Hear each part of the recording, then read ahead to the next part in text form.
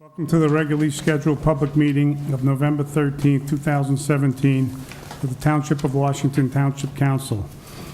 Adequate notice of this meeting was given in accordance with the Open Public Meetings Act by the Township Clerk to at least 2 newspapers in January, and this notice has been posted on the Township Bulletin Board and the Township website. Again, if there are any disability requirements, please notify the clerk prior to coming. Exit doors are on your left and right. Please stand to salute the flag. Allegiance to the flag of the United States of America and to the republic for which it stands, one nation, under God, indivisible, with liberty and justice for all. Have a roll call, please. Councilman Calhoun. Here. Councilman Casio. Here. Councilman Sears. Here. Councilman Ullman. Here. Council President Bruno. Here. We have a reading of the total list of bills, please. Following is a list of bills paid since the last bill list was submitted, representing October 12, 2017 through November 8, 2017. 2016 reserve, 0. Total 2017 current, $2,725,507.72. Total capital fund, $745,803 even. Total animal control, $511 even. Total trust fund, $21,942.51.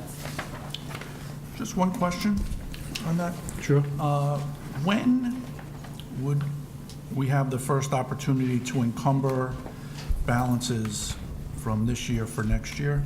And what's that process, if it's needed? Wait, to encumber funds from this, Well, from the current year we can do it through next year, through the end of next year? yes. And have we encumbered any balances at this point yet? Well, every purchase is an encumbrance, so we, For I think he means like cumber money, so we don't use it until another time. 2018 for 2017? you're supposed to encumber the funds when you're going to incur them, so I'm not sure what you're getting at. Every purchase that we make is encumbered before we pay it out. It has to be. So I don't know if you're referring to something specifically. We have on our, some of the things are encumbered at the beginning of the year if it's like a contract or there's, utilities, there's blanket purchase orders. So other than that, I'm not sure what you're referring to. Usually if you get bills in, let's say, January, February, that maybe we didn't expect, we can do that up to March 31. March 31st. Yeah, usually what you do is you encumber as you know you're going to incur, and anything that has to go through requisition, that's the process of encumbering funds. So in the normal course of business, we're encumbering funds on a daily basis. If you're looking for things that you think that we're going to spend until the end of the year, we are not doing that, for instance, for professional fees and things like that. If you're getting in the transfer resolution, some of that is what's needed exactly to fund through the year end. Some of it's a guesstimate to get us through a certain point. We can get to that closer, but if you have something more specific, I can address it. And you can't just encumber money because you think you might want to use it next year. There has to be a, Well, that's why they give you to March 31 if any bills come in for some reason that we didn't know about or whatever. Well, actually, just as a clarification, Mayor, the March 31 date is the transfer date where you can Right. move money between O&E and S&W or vice versa, or from one department to another. It's not that you can't spend money if a bill pops up that related to 2017 that you don't get until August. Because there's some, for instance, you'll see in the list of bills, there were some payments for 2016 that in the exercise of purging purchase orders, I came across, and they had somewhere been lost in the shuffle. Either the vendor didn't return them signed, or they were lost when, they didn't come back from the mayor or what have you. And there was 2 of them, for instance, the trust, an animal license fund that Sue and I worked with and got processed, and one that was in the DMF office because it got buried in paperwork. So there's things like that can happen. thank you. Good. Any other questions, gentlemen? Nope. We'll move on to the report of the mayor, please. Oh, thank you, Mr. Chairman. Good evening, everyone. I'd like to discuss first the Veterans Day ceremony that we had on Saturday. And due to the really cold temperatures, Post 6192 requested that we have it inside, which worked very well, and we did it on the 11th day, the 11th hour, so on. I was very pleased with the turnout, it being a Saturday when a lot of people are busy with errands and things. It was a great day to thank the many veterans we still have here in the township, as well as elsewhere, for their courage and commitment to protect our freedom. In the words of Elmer Davis, this nation will remain the land of the free so long as it is the home of the brave. Community development grants. We were notified the other day that our senior citizen grant for 2017-18 has been approved for $3,338. However, this past Wednesday, I attended a mayor's meeting where the director of the Bergen County Division of Community Development was our guest speaker, and that was Robert Esposito, and he indicated that there'll be some changes in CD coming along pretty soon. And what he's saying is that every year, like we apply for this senior citizen grant to have exercise class, and he said that from now on, we're not going to be able to just do the same thing every year. We're going to have to get more creative. He was also very informative and clarified a lot of perceptions about these grants. Like I learned a little bit more about the first-time home buyers grant. So if you're a couple who, makes, say, like around $56,000 for two people, you can get a grant for the first-time home buyers. And if you're a single person, if you make $47,000 roughly, you may also qualify for one of them. Also, the home improvement grants that they give are, for seniors, let's say, who want to do a new roof and they don't have the money, they'll give them the money, and they don't have to pay it back until either the transfer in the house changes or, they pass away. So, and then the house is sold. Also, right now, Mr. Esposito said there's quite a bit of money in unprogrammed fund. So I spoke to Engineer Satil about some possible ideas, and one of them says that we can get money for drainage and sewer system grants. So we're working on that. We do have that issue over on Prospect and that whole area. Maybe, hopefully, we can qualify for a grant. However, he also congratulated the township on being very proactive in making handicap ramps and curbs. He was very happy about that. And also, he said that they did give Habitat for Humanity a grant to help build a building we have going up here in Washington Township. Taxes. Due to Town Hall being closed on Friday, the tax office was open till 6 p.m. tonight. Beginning tomorrow, if you did not pay your taxes, you'll have to pay interest, which does go back to November 1. Township leaf collection schedule. You received a pamphlet indicating the dates the program begins and ends in each zone. However, we are aware that the leaves are not falling as they usually fall. There's a lot of them still green. And the DMF has been going, though, to all zones. Because not as many is coming down, they've been able to get to all zones already. However, this is really important. Please do not put twigs and branches on your leaves.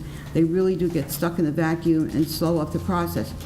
I did have a special pickup this past Friday, and people put their branches in barrels or right at the curb, and it went very well. They collected a lot, and that will help smooth the way for the pickup of leaves. Also, please read your flyer for procedure on county roads, the last day to leave them at the curb, and keeping them away from the catch basins and so on. That would really be very helpful. The New Bethany Church, just so you're aware, if you notice any paper lettering going up on the church, they're going to be a planning board with some new signs, and usually what we do, if it's something new, we let them put up these temporary things so that the planning board can get an idea of what it's going to look like. So if you see anything like that, that's what it's for. I'd also like to clarify the proposal to purchase the former Bethany Church. I do believe it was an excellent opportunity to purchase the building because it would serve quite a few purposes by moving the ambulance corps there, providing them with a two-way garage. The DMF could have moved into the ambulance corps building so that we wouldn't have to put a second floor on the DMF building. That would save us a lot of money when we renovate that building. And it would also provide more parking, as the salt shed and everything would be more in one spot. And I don't know how many of you have been in the former Bethany Church, the smaller one, but it's absolutely beautiful. It's all been renovated, and it is much bigger inside than it appears on the outside. Also, Councilman Ullman, you asked me last council meeting if I had heard anything about the community center negotiating with New Jersey Transit for a park and ride. I had not heard that, but I did do some investigation. And there's an idea that another town did where the New Jersey Transit changed their route or where the bus goes and allowed a church to put a parking lot there, a commuter lot, but New Jersey Transit is paying the town for it. So they are investigating that idea. I have no idea what's going to happen, but they are looking into that idea. Road Program 2017, due to the fact that prices came in lower than expected, we were able to pave additional roads to Lane, Amherst, and Madeline, and install ramps at Amherst.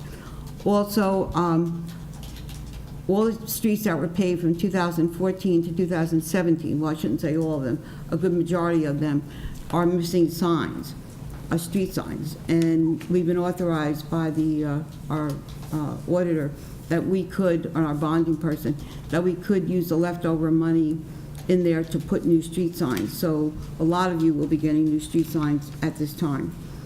Engineering, last month I mentioned the drainage plan that Engineer Krista Teal and the director formulated for this condition that we have, here at the police area. And it's quite a massive plan. It includes catch basins and cutting down trees and all kinds of things, moving the water away from the foundation. But his estimate is $39,530. The specs have gone out, and they will be returned on November 21. And fortunately, because it was from the beginning, when the building was built, we could use the money we have in the Republic Insurance Trust Fund that we sued many years ago. DMF. Needless to say, the members of the DMF are very busy with their seasonal issues, removal of water meters at the fields, repair of lighting, detector at Memorial, that was another one, shut down the sprinklers, leaf pickup.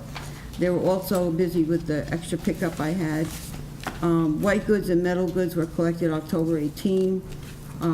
They laid new stone on the driveway and pathway at Sherry Field.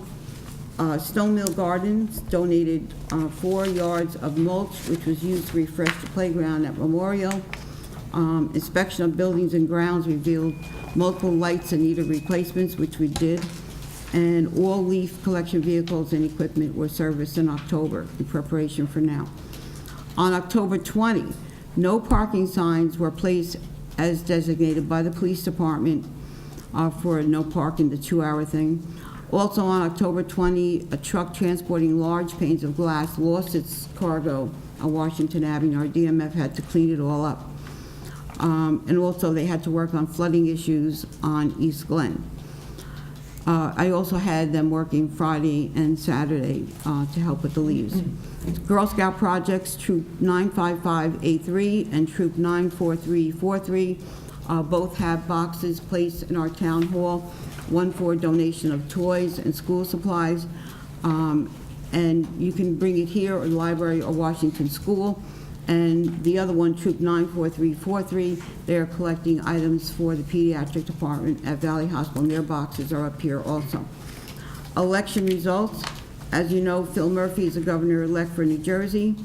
I'm concerned about state taxes going up based on his proposals.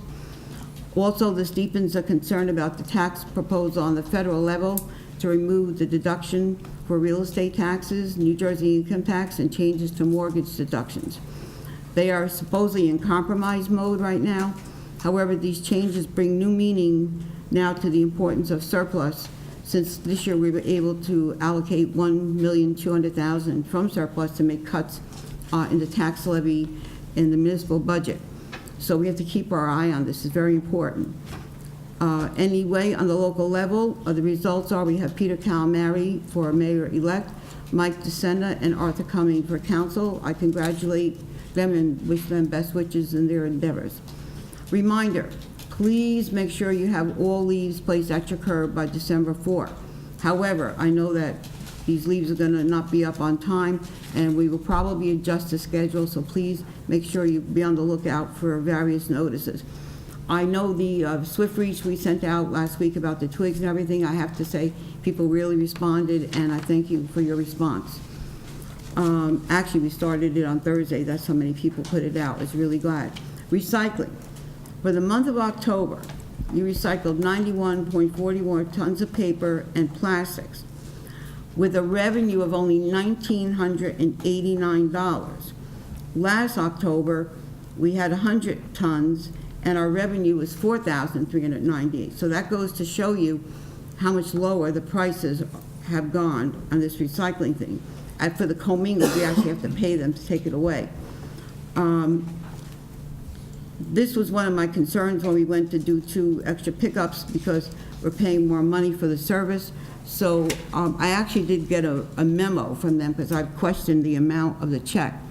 And they said that commingled prices got better, but paper prices dropped because of political issues in China. And they said, quote, "We expect markets to improve in November and continue to go up for the next couple of months." So I hope that's the case. Building department, we have a new assistant, which we told you we hired Bride Vaughn. She started last week, and I thank Lisa Ruff, who comes back to help on the weekends to make sure everything's caught up. Van Emberg, gas main replacement. I'm sure by now you all know that Van Emberg is closed through Mondays to Fridays from 8 a.m. to 5 p.m. each day until early December. They will be installing a 12-inch gas main on Van Emberg from Hampshire going north to the south exit of Immaculate Heart Academy. But you can gain access to IHA. They have a way for you to go through the intersection and get there, and they open it up for the buses every day. So hopefully everything will go smoothly and they'll get finished early.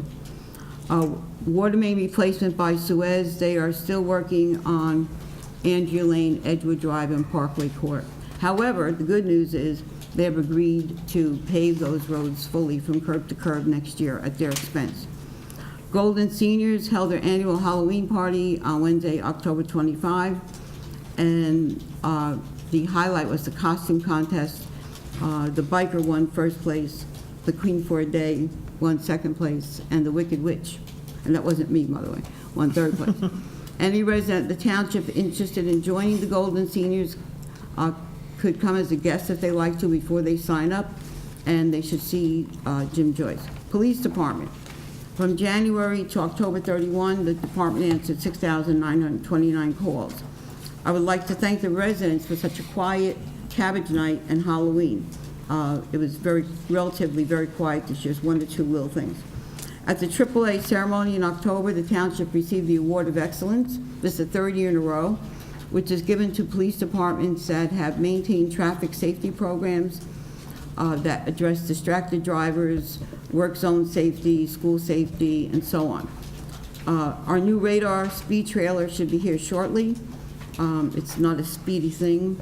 It not only does radar speed surveys, but can post messages, and that's why we're interested in getting this particular model, so that we can put notices out for residents right on their street. Chief Hooper reports that the e-ticket system, which went live on September 27, is going very well. And our new 2018 patrol car, which is a Ford Explorer with police package, will be arriving soon, hopefully. Delays have occurred with this important purchase as well as other purchases due to the idiosyncrasies of the New Jersey state contract system, where the car is on state contract, but maybe not a lot of the accessories, and they have to be vetted, and you have to go to each one. It's very time consuming. Shredding and e-recycling, the one we did on October 21, it was absolutely packed. Although it starts at 9 o'clock, at 8:30, the line was down Hudson and all the way down Manhattan. and I think we only got 1 or 2 little breaks, and it just continued on. And you recycled 3 tons of paper that day, and the e-recycling truck was totally full before 12 o'clock. Street sweeping, our next one is going to be scheduled for 1 week after the leaf pickup, which should have been December 11th, but I think it probably will be a little bit later. Wall of Veterans, I keep asking for more people to submit pictures so that we can add them to our Wall of Veterans. I announced it again on Saturday, and hopefully more people will come up with them. Our wellness program from Valley Hospital is still going strong. It was supposed to end in April, and we still have the walking group, which starts at 10 o'clock every Saturday, except for this past Saturday because of Veterans Day, but I hope you will join us. From January 1 to October 31, our ambulance corps was dispatched 415 times, and the members are working very hard to still get new members. Fire department, from January 1 to October 31, they were dispatched 165 times. Their service calls include fires, rescues, and so on. They sponsored the Ragamuffin Parade on October 28 at Finnerty Place, which is very well attended. And this year, for some reason, a lot of parents even wore costumes. The new deputy chief's car was delivered several weeks ago. It's currently being outfitted with ancillary items and decals. In the last month or two before the election, a new fire truck as well as a new firehouse was brought up, and actually at our budget meeting early in the year, the department really was looking for the truck because they felt that although they like to have a new building, they really want to have the resources that the guys would have to be able to go out and do their job. So I just wanted to point that out, and the truck that they have been researching for 2 or 3 years does fit in the current firehouse. Memorial Field Committee. I give the members of the committee a lot of credit because they meet, so to speak, under a polarization of passions for or against the field. It's been very difficult, but members did a lot of research and advocated for their points of view. They're all working hard to find solutions, and I thank them for their time and effort that they're giving to the town. They actually do a lot of research and present a lot of information. Recreation football and cheerleading squads did very well this year in the North New Jersey Football League. The high school teams are also doing very well. Westwood High School won again, beating Ramsey like 49-something, and our girls soccer team. And I think Westwood is playing Newton this Friday at 7 p.m. if anybody's interested in going. Our tree and menorah lighting will take place on Friday, December 8 at 5:30 p.m. on Finnerty Place near the library. The library has their winter event, 4:30 to 5:30, and we have the tree lighting 5:30 to 6:30. Also, please don't forget, at the library, they have a lot of great things going on. A cartooning class coming up November 27, and also we have the Monday and Thursday afternoon movies. Our local genealogist, Fred Voss, if you're interested in learning about the secrets of your family tree, you can go on December 13 at 6:30 p.m.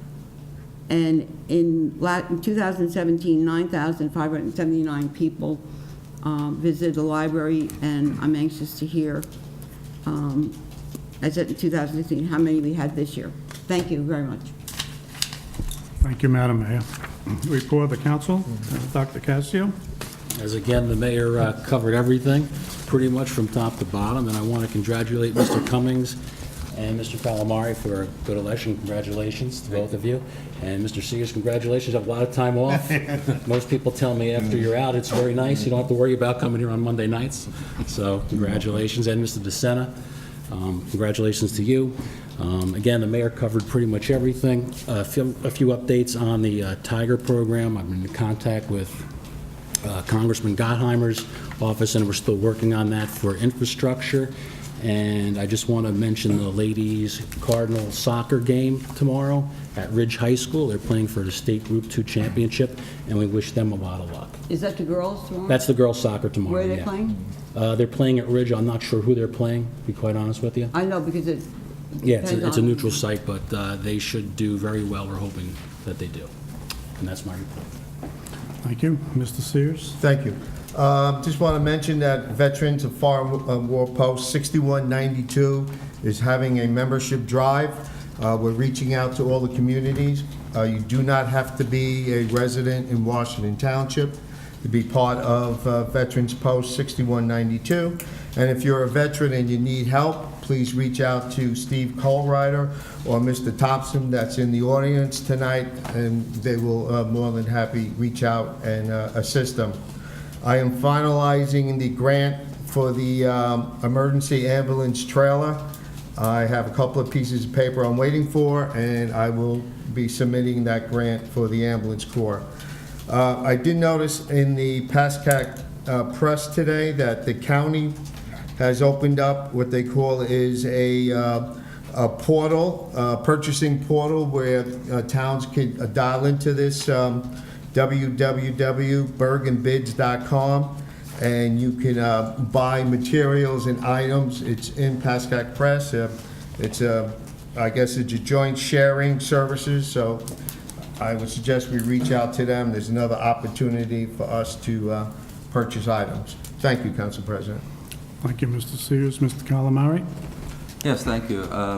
It was quite enjoyable, as Madam Mayor said, to attend the Veterans Ceremony on Saturday. We still have a lot of veterans who, come out, and we should show them our respect and like that by giving them an hour of our time once a year. Want to congratulate also the new council members. I look forward to working with them and the existing council members, moving the town forward. And last but not least, wish all of you a happy Thanksgiving. I don't think our next meeting is till after Thanksgiving, so have a happy, safe, healthy Thanksgiving. Thank you. Thank you. Mr. Ullman? I have no report. Thank you. I just have a few minutes, please. First, I'd like to say my family and I thank you for your support. I want to especially thank my wife, Sandy, for her support and her guidance throughout this process, because there's no way I could have done it without her. Politics should never reach family members, but unfortunately, we were dealing with anonymity, anger, hypocrisy, and most of all, ignorance. Families should never have to endure veiled threats, slanderous remarks, defamation of character, threats of frivolous lawsuits, bullying, intimidation tactics, and cyberbullying. The anger and hostility that we all witness needs to be checked at the courtroom going forward. I've worked hard for the residents, volunteers, and employees. I'm hoping that what comes out of this is the awareness what needs to be done to make this town a better place to live for all residents, and not just a select few. Hopefully, our employees and volunteers will be treated with the respect they deserve going forward. This should be an eye-opener for everyone. The form of government must change. Neither I nor my family have any political interest, financial gain, other than increasing property values and controlling expenditures, while at the same time providing better services than what you've had in the last 8 years. If I may, I would suggest you be involved, take an active role if time permits. It's your money, it's your home, it's your town. Again, our sincerest gratitude for all the people that supported me in my mayor run. All the best for a happy and healthy Thanksgiving. And as always, I'm here to help. May we have it open to the public, please? So moved. Second. Councilman Calamari? Yes. Councilman Casio? Yes. Councilman Sears? Yes. Councilman Ullman? Yes. Council President Bruno? Yes.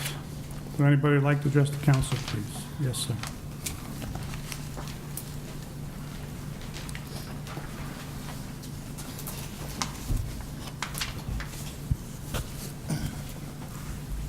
Bill Thompson, 560 Hoover Avenue. I'd like to begin this evening by congratulating you, Peter, and Mr. DeSena, Mr. Cummings, and on your victories. I also ran for mayor once upon a time and did not win. But there were 4 points to my campaign, whatever year that was. One of those was to eliminate blue bags, and I thank you for doing that.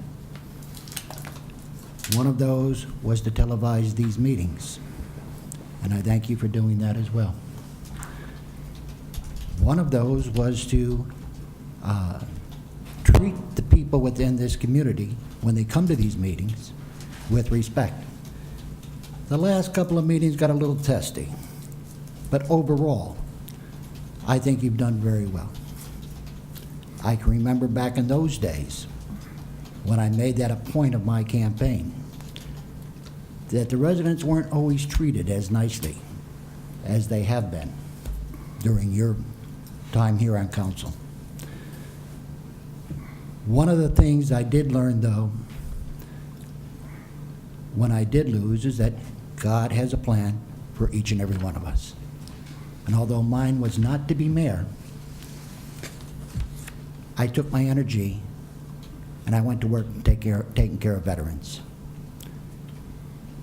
And over those past 16 years, since 9/11, I've been the post commander here locally for 6192.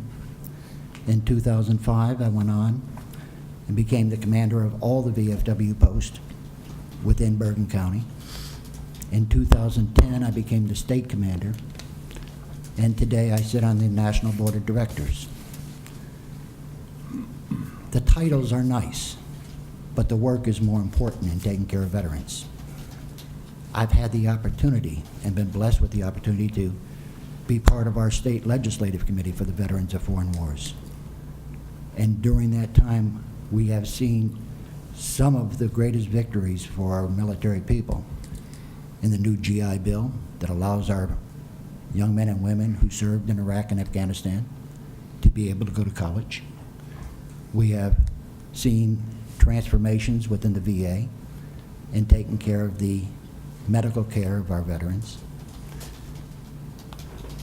And I can tell you honestly, Mr. Bruno, Mr. Sears, Mr. Werfel, I would not give one day back in working for those veterans to be the mayor of this town. It's a wonderful town, and I congratulate the people who put in the time and the effort. But obviously that was not God's plan for me. May not have been for you, Mr. Bruno. But other doors will open, and I hope that you take that time, and Mr. Sears and Mr. Werfel, take whatever it is and put the same type of energy you put into this. It wasn't because of a bad campaign, not the right literature, didn't go out at the right time. I honestly believe, deep in my heart, that he has a plan for each and every one of us. The fourth part of my campaign was to change the form of government. I've never believed in this form of government for this town. I still don't believe in this form of government for this town. I think that we need to change the form of government. You guys decide what that one's going to be. But I did see Miss Plantamura here the last time. She's also a Marine. So we two Marines will go to work on that to do whatever we need to do to try and move things along. But I just want to say thank you. Now, I would say that if you really want to change and save money, radical idea, really radical idea. We should look at merging with Westwood. It works for our school children in the two communities. I think it probably could work for our adults as well. Just a crazy idea. Before I end, Janet and I have not always seen eye to eye. But Madam Mayor, you have always understood what the position of councilwoman and mayor beyond the legislation means as your leadership role in this community. And I want to thank you for on behalf of all of the organizations where you have given your time to attend their functions, whether it be Veterans Day or Memorial Day or Boy Scouts or Girl Scouts. And I think everyone, believes that you gave from your heart the whole time you were up here. How many years that is, I don't know, but it's a long time. And It's a lot of dedication on your part. Veterans. Guys, don't forget us. I mean, I know that falls on days where you have to work during the week or something, but 1 hour of your time for Memorial Day, Veterans Day, means a lot for the veterans to see their local officials there. Again, thank you, Mr. Calamari. Thank you, Mr. Sears. Thank you, Madam Mayor, for being there Saturday. God bless you all. Thank you. For anybody else? Mhm.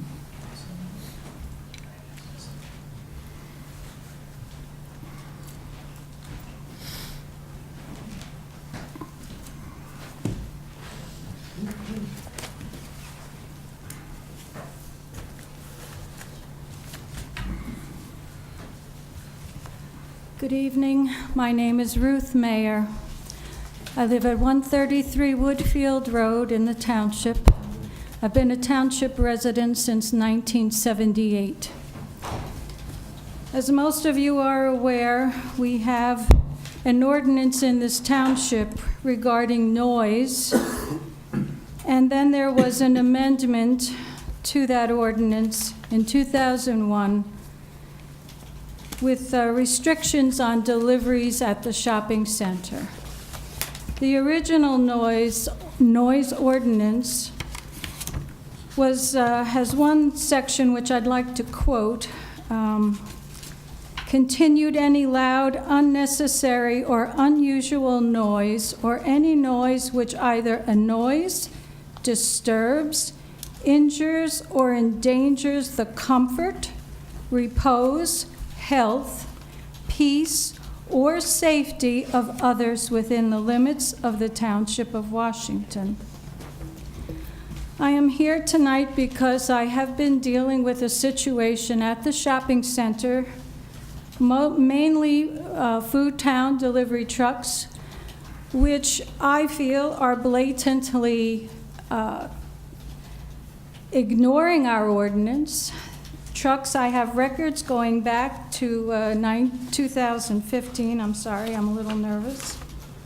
I have trucks showing up at 6:15 a.m., 5:45 a.m., 6:16, 6:07, and let me bring you more up to date. I had one recently at 5:30. In addition to the trucks showing up, they let their motors idle, they let their lights flash. And on many occasions, I have called the police department, and allegedly they go over and they say something.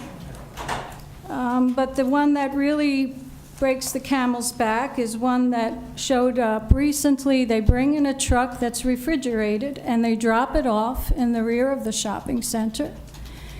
And it has a condensing refrigerated motor that drones on and on and on all day and initially all night.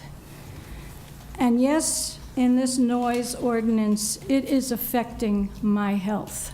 And I have to believe it's affecting other neighbors in my area. I grant you that it's a business. However, our whole strip mall is in a residential area. And I feel that Food Town is not being a good neighbor, and they're not being respectful of people that live in the area. I also would like to mention that several years ago, an incident like this occurred with a refrigerated truck, and it showed up around Thanksgiving, and the governing body made the supermarket at that time remove the truck from the premises and bring it to a different supermarket that was in a less residential area. I have had discussions, I have made police calls, I am taking videos on my cell phone camera, and I met with the chief of police this morning, and I feel like I am hitting a brick wall, because I am being told that as long as these trucks are not physically loading or unloading, they can arrive anytime they want. And my only recourse at this point is to possibly file a complaint I do have one video evidence where I have sound of a truck unloading prior to 7 a.m. Before I go ahead and file a complaint, I would like to get a little more input from you as a council and any suggestions what I could do to remedy the quality of my life and the neighbors around me. I'll give you an update on the issue. I have had several conversations with the police department as well as the homeowner. They have been over there, when a call comes in, when they ask them to stop, whatever, and it gets better, but then goes back. The latest is on Friday night, we had them unplug the truck to make sure it was off in between the hours of 11 p.m. and 7, but it does still make noise all day long, okay? I did speak to the owner of Food Town this morning about doing something else with the truck, and I do have a memo from Chief Hooper today that he wrote after his meeting with Mrs. Mayor, and he said it's about all police personnel and ordinance 147-2, especially prohibit any types of unloading. He goes on about that. And he said that the midnight tour will keep an extra check on the shopping center for any violations. If a violation is called in or observed, the appropriate action will be taken. And then he wrote me an addendum on the bottom and said that the memo was put out via Enforces as a high priority, return receipt message to all police personnel. The other thing we did speak about with the store manager and the owner today was if they could please also not, like, if they could not put it, they could not put it on from 9 p.m. to 8 a.m. in the morning at this time to see how that works. But the refrigeration truck goes on and goes off, and then when it needs to go on again, it goes on again. So it is periodic noise during the day also. The night thing seems to be resolved, or will be resolved now that we have this, they go out and pull the plug, and then the police go and check it again in the morning. But it does make noise during the day. Does our noise ordinance speak to hours of interruption? It's or- 11 p.m. to 7 a.m., but there's also a part in the ordinance that says, any kind of ongoing noise, even if it's during the day, but it's annoying or constant or loud and droning, it's to be not there. So should we revisit the ordinance? Is that what we're saying? Well, either the homeowner has to file a complaint or the ordinance would have to be changed. So amended. file a complaint. That would be my suggestion. I could read to you number 2 here. The sounding of any such device for an unnecessary and unreasonable period of time. And I certainly feel that this refrigerated truck is unnecessary. Does not belong behind the shopping center, and the thing that really disturbs me is why was it possible to have the refrigerated truck removed in the past? And now all of a sudden, the new Food Town seems to get a pass on all their infractions.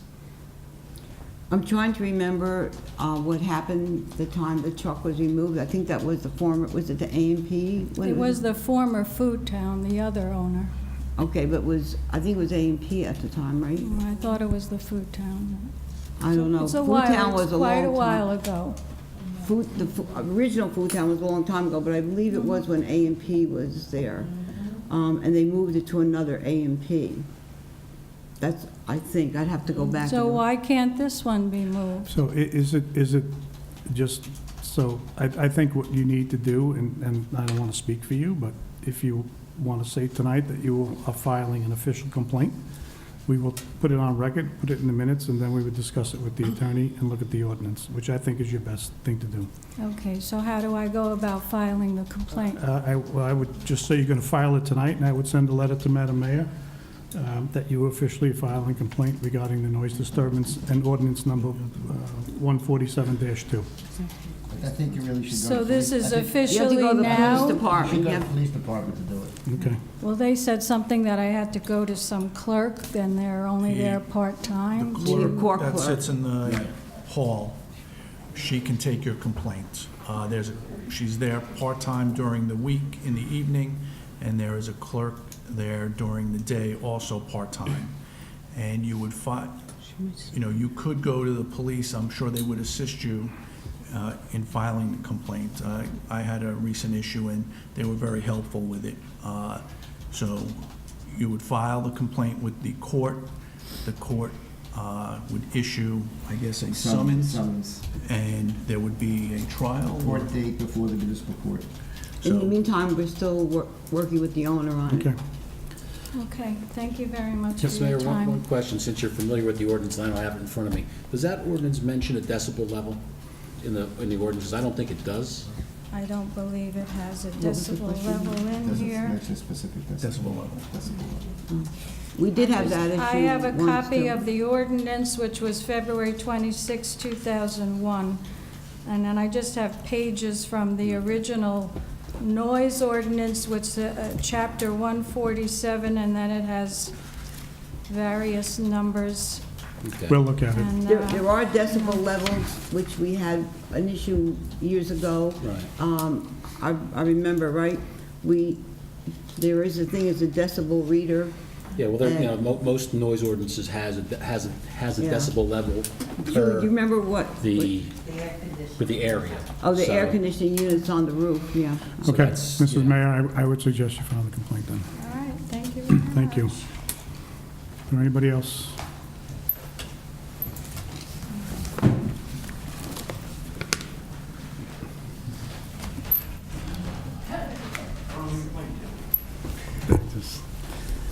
Julianne Lipnick, 184 Affinity. It was the A&P that had the truck, the A&P. and the truck was parked on the northbound side facing Finnerty. That's how we There was remember. how many midnight nights, right? We were out. Quite a bit. Mr. Bruno, in reference to what you said earlier and thanking the public, I thank you as well. I wasn't going to say anything in reference to it. However, my mind was changed the night of the election. For the last 3 elections, the opposition has taken the nerve to come onto my property, trespass onto my property, and vandalize. The first was when we endorsed you 2 years ago, you and Mr. Ullman, Mr. Cassio. The political sign was trashed. In the referendum vote, I was heckled, I was cursed at, my picture was taken because I did not endorse the field. The night of this election, I just found it very strange. The polls closed, and I made a remark to my husband saying, "Did you go outside and unplug the spotlight?" And he looked at me like I had deer in the headlights. He's like, "Why would I go outside? It's too cold." And that is when I realized my spotlight was off. Someone made their way onto my property, pulled my spotlight out of my lawn, loosened the bulb, and threw it off to the side. I am not taking it anymore. For as long as I live here, I will say this. I am putting cameras on my property, and I have a right to say whatever I want politically. You don't like it, it's too damn bad, in plain English. I will watch whoever comes onto my property, and you better best be assured I will file charges. I've had enough. I can say what I want. And I wasn't going to say a word until I read the post that was against Mr. Werfel for his comment about watching transparency in the PBA, and to see Mr. Castronova haul a remark back to him, get over it, you lost the election. Since when did freedom of speech disappear? It certainly has disappeared from the Township of Washington. You don't agree, you're out the door. Buyer beware. You step on my lawn, and I will come after you and file charges. Anybody else?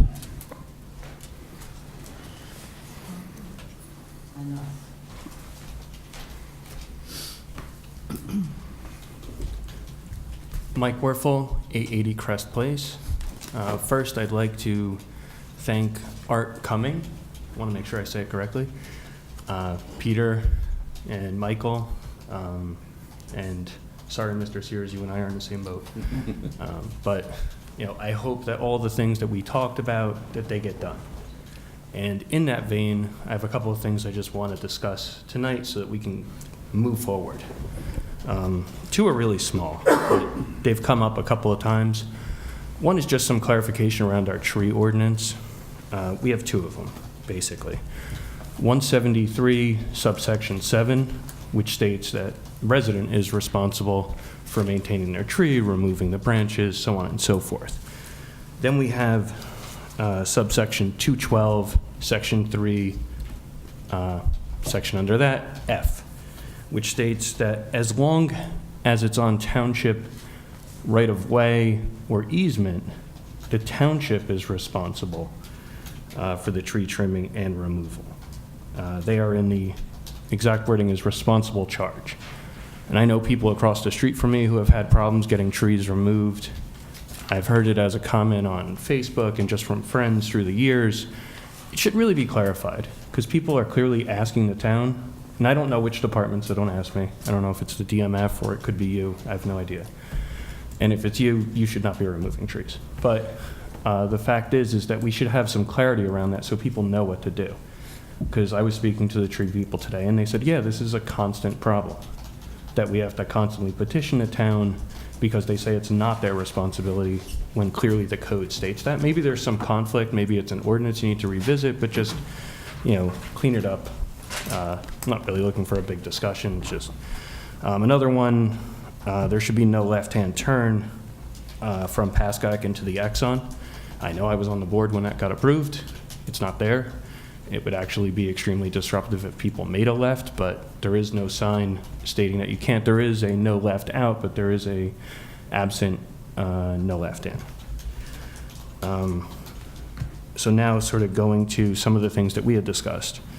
A question that persists for us was, and I think, Peter, you addressed this, so I want to ask Ken this.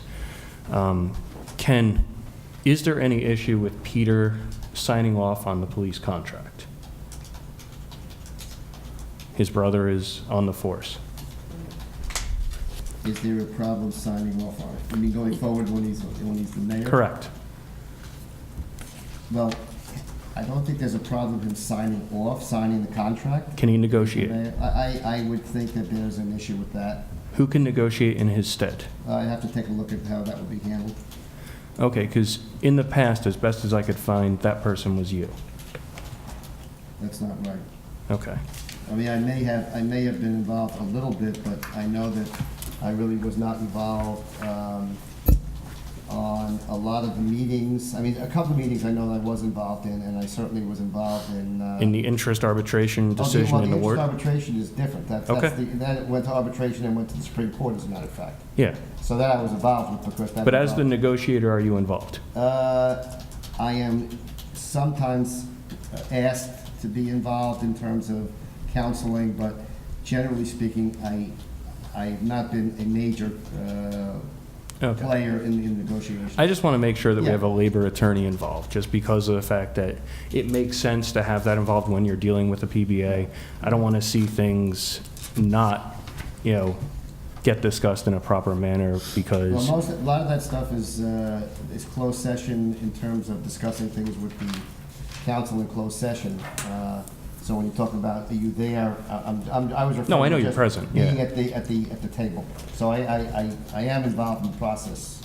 to a certain extent.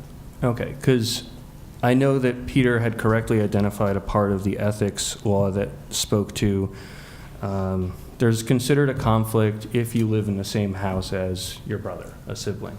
However, the subsection right underneath that states, state officer, employee, or member of legislator acceptance of things of value to influence public duties, which I believe we saw.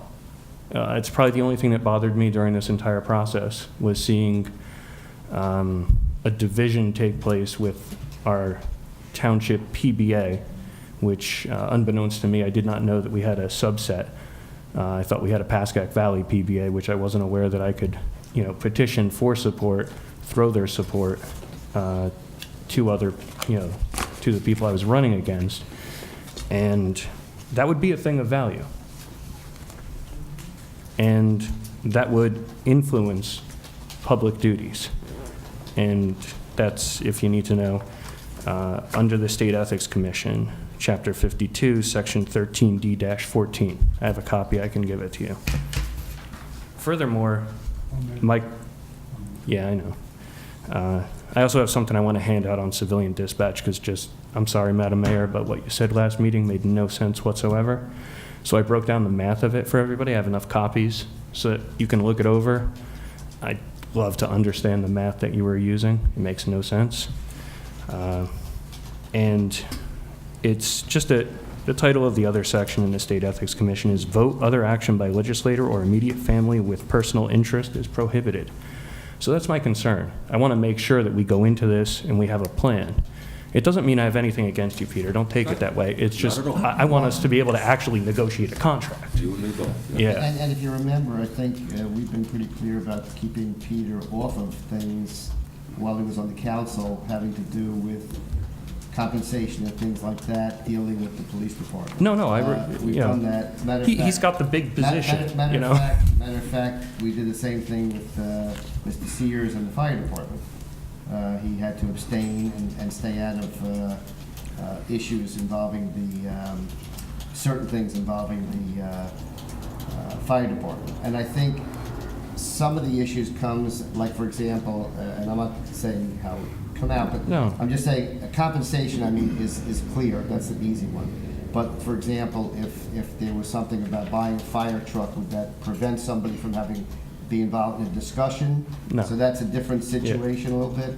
I mean, compensation is a pretty easy one to deal with. It's usually the major thrust Yeah, of a right. negotiation, Well, so. that's pretty easy. Yeah, Anything so I know else? my time is up. I just want to hand out to you guys, what I used was the 2016, budget numbers, which were lower numbers for the police than the 2017 numbers. I'm a financial planner, so a lot of these numbers make a lot of sense to me. And all I did was a comparative analysis of the hourly wage report, and the fact is that I just can't get around $170,000 worth of savings, that no matter which way you slice and dice it with benefits, overtime, pension benefits, everything, there's no way that anybody can legitimately say that having civilian dispatch costs more than me not seeing a police officer on the street, which is, crazy, to give them 42% of their hours that way. Can you give it out? I'm Yeah. sorry. I don't mean to interrupt. Yep.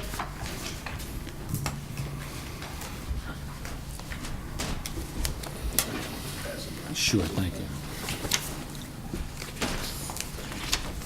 Principal display. Is there anybody else?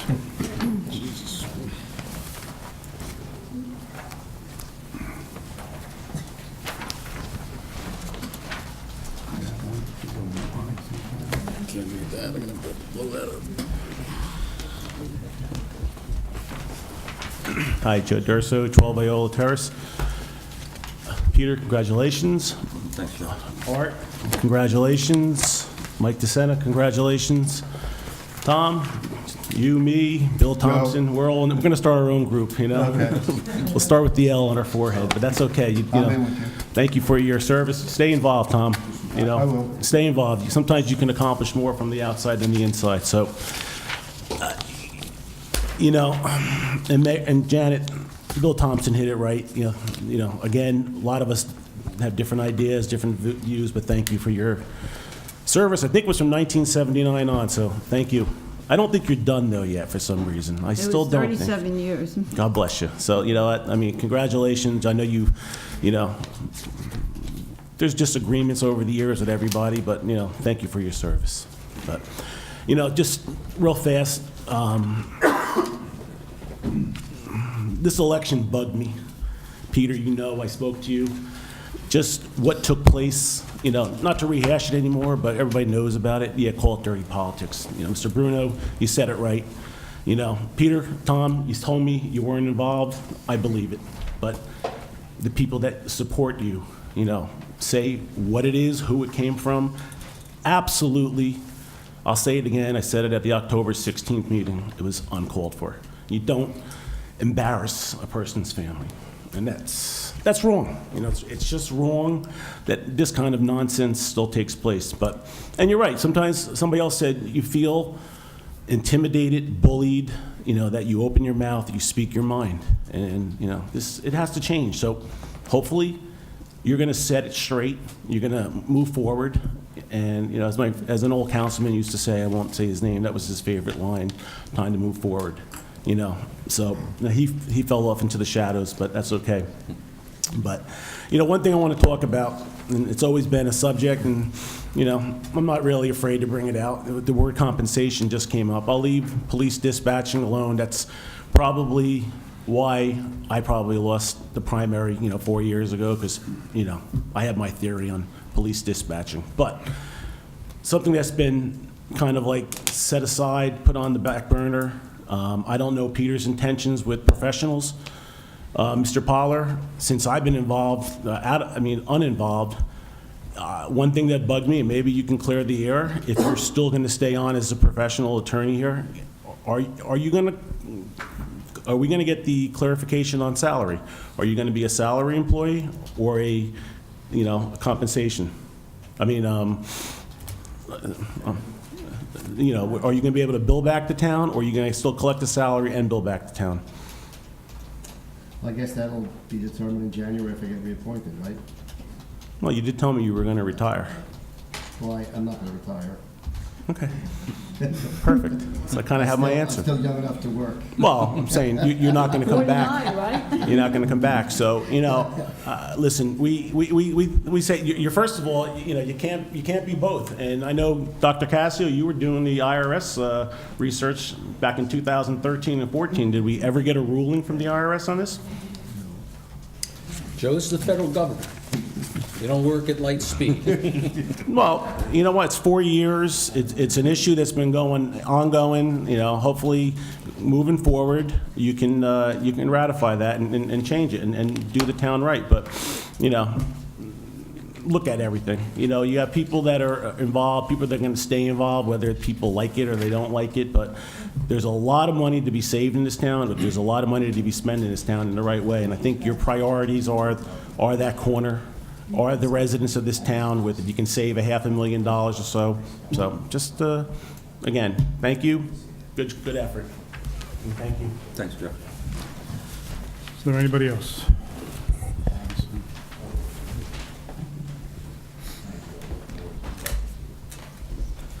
Honourable Mayor, President, Council members, my name is Ted Lestrange, 6 Jeffrey Court, Otisville, that's upstate New York.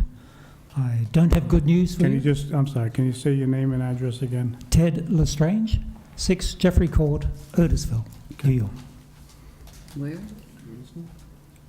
It's near Port Jervis. I'm sorry, where was it? Curtisville. Curtisville? Otisville. Otisville. Where? I had a summer home in Otisville Ah, really? On the river? for years, no, by Horton's Beach. Okay. Okay. I've entitled this Genocide by Scalpel. That's a title given by one of the investigators into forced organ harvesting in China. Their updated research concludes that China's hospitals transplant between 60,000 and 100,000 vital human body organs each year. But China has no real organ donation program. Here in the US, we're the most sophisticated organ transplant system in the world. A patient could wait up to 3 years for a matching organ to become available. In China, however, the waiting time is measured in weeks. an organ transplant tourist to China, including one from the US, can arrange a specific date for their operation, which effectively means that someone will be killed on their behalf on that date. It's a cultural taboo to donate one's organs after death in China. So what's the source of all these organs? The translation of these facts equates to tens of thousands of prisoners of conscience each year being killed for their organs. Most of these prisoners of conscience are Falun Gong practitioners, but also Tibetans, Uyghurs, and house Christians. They are routinely blood tested and their organs examined while held in China's forced labor camps, detention centers, and black jails. A 1984 regulation, ironically, decrees that they and their organs become the property of the state. On June 13th last year, the U.S. House of Representatives unanimously passed Resolution 343, which in its summary, quote, condemns the practice of state-sanctioned forced organ harvesting in China, close quote. The European Parliament has also passed similar regulations. This has been happening for over 17 years. There's still a deadly silence on this issue, and that is why I come before you, the elected and respected representatives of the community, to echo the heavy burden of this genocide as acknowledged by the House. China's total control of its own media and way beyond. So it comes down to this type of word of mouth to divulge what's happening. Many dedicated researchers have gathered an enormous amount of data from current and archived hospital websites, medical journals, local media reports, telephone surveys, and other evidence for the 865 hospitals in China that have performed these organ transplants. Some books are now being written and documentaries have been produced with more comprehensive information. So I brought along this package for your kind attention. Can I drop this up to you? Yeah, sure. Thank you very much for your attention. So can I ask you a question? I know you're going to give us a package, and I heard what you said. Are you asking us to follow up or just read what you have and then come to another discussion? I have an outline letter with a proposal for a resolution request. Okay, thank you. Yeah, thank you. Can I also ask you a question? What made you pick our town from Otisville to grace with your presence this evening? It's Televised. not the only town. Okay. This is an effective way of addressing representatives of the community. Okay. And so that's, Thank you. but you're on the list. Thank you. Thank you.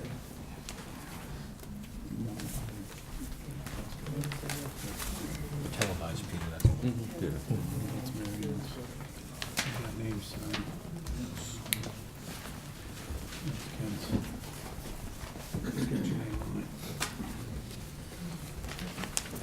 Anybody else? Yes.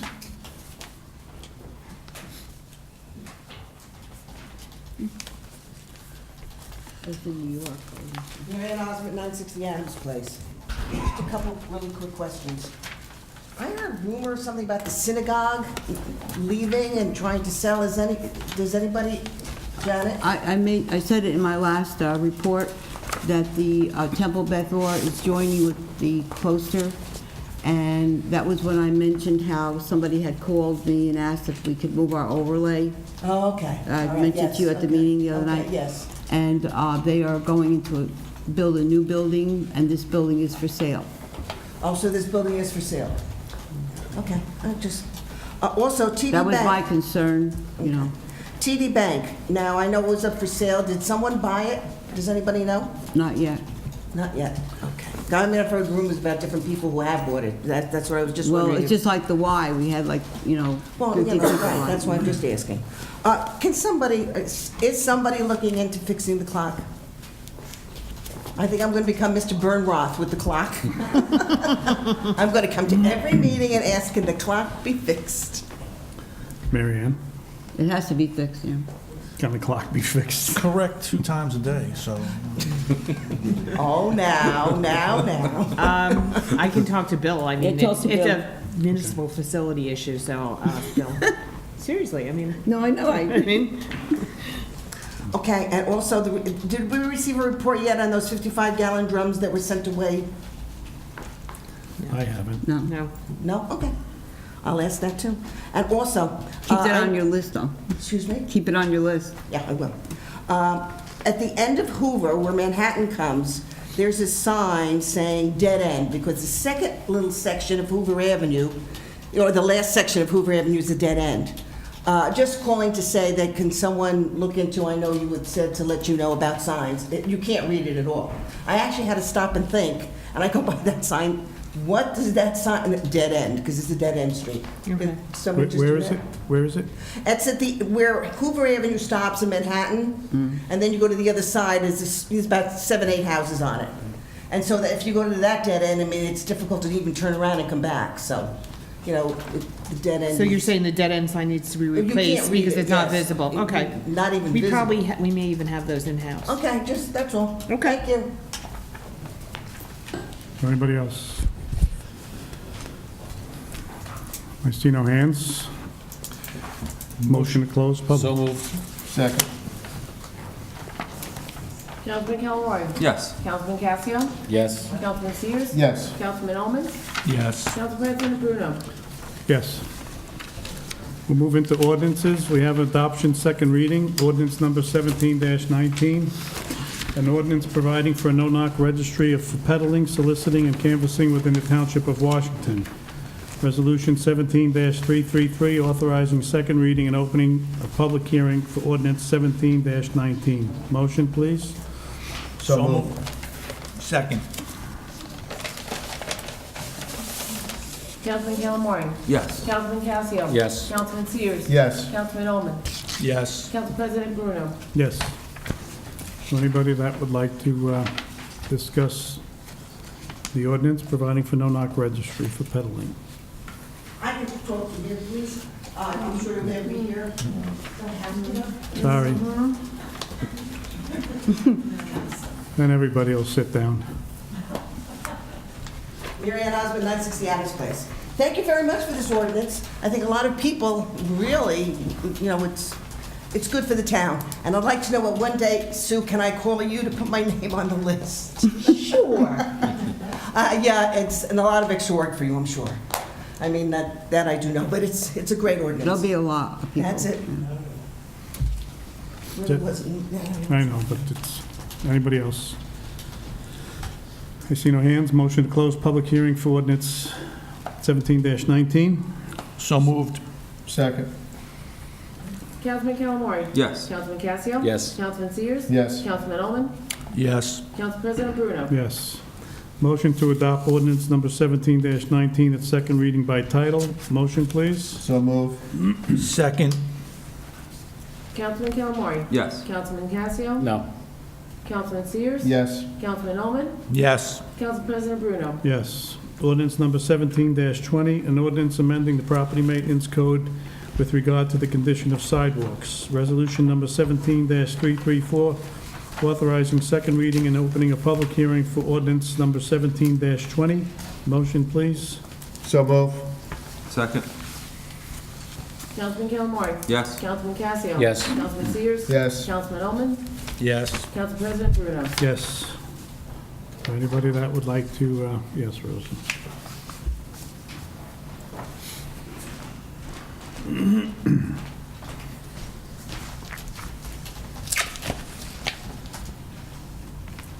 Rosa Dunbar, 423 Colonial Boulevard. Regarding the property maintenance of sidewalks, I've been discussing this for years. Now, what is the change? Because I don't have it in front of me. What actually is the town going to do for this property maintenance business? Because people are taking away their sidewalks and putting the blocks all the way down to the curb. You want to pass, you can't pass because they tell you this is now our driveway. So they can park all the way down to where the curb ends and you have no more sidewalk because the cars are parked there.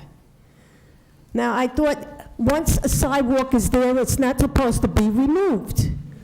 But people in town are removing their sidewalks. Rosa, can you just back up just a little? Back up? Oh, You're- that's because I talk loud. Yes. It's an Italian thing.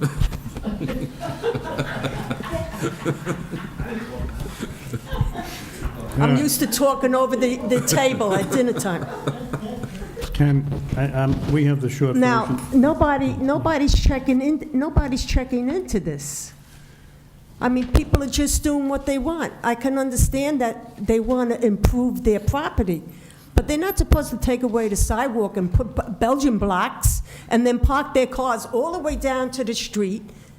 And at night, you have to walk in the street because the cars are parked down to where they shouldn't be parked, because they took away their sidewalk, and you can't walk on Washington Avenue because a lot of people have not done anything with those sidewalks for years. The old sidewalks are still there with the coal embedded in the cement. That's how old these sidewalks are. So, They're cracked. Rosa? Yeah, So I have the ordinance in front of me, yeah. and my expectation is that this addresses existing sidewalks and the condition of existing sidewalks. So if they are, as it says, lifted, cracked, or disintegrating, and it constitutes a hazard, that the person will be responsible for replacing it. Well, who's taking care of it? Nobody's checking into this. Nobody's checking into it. Because we don't have an ordinance. At one time, you had an ordinance. What happened to it?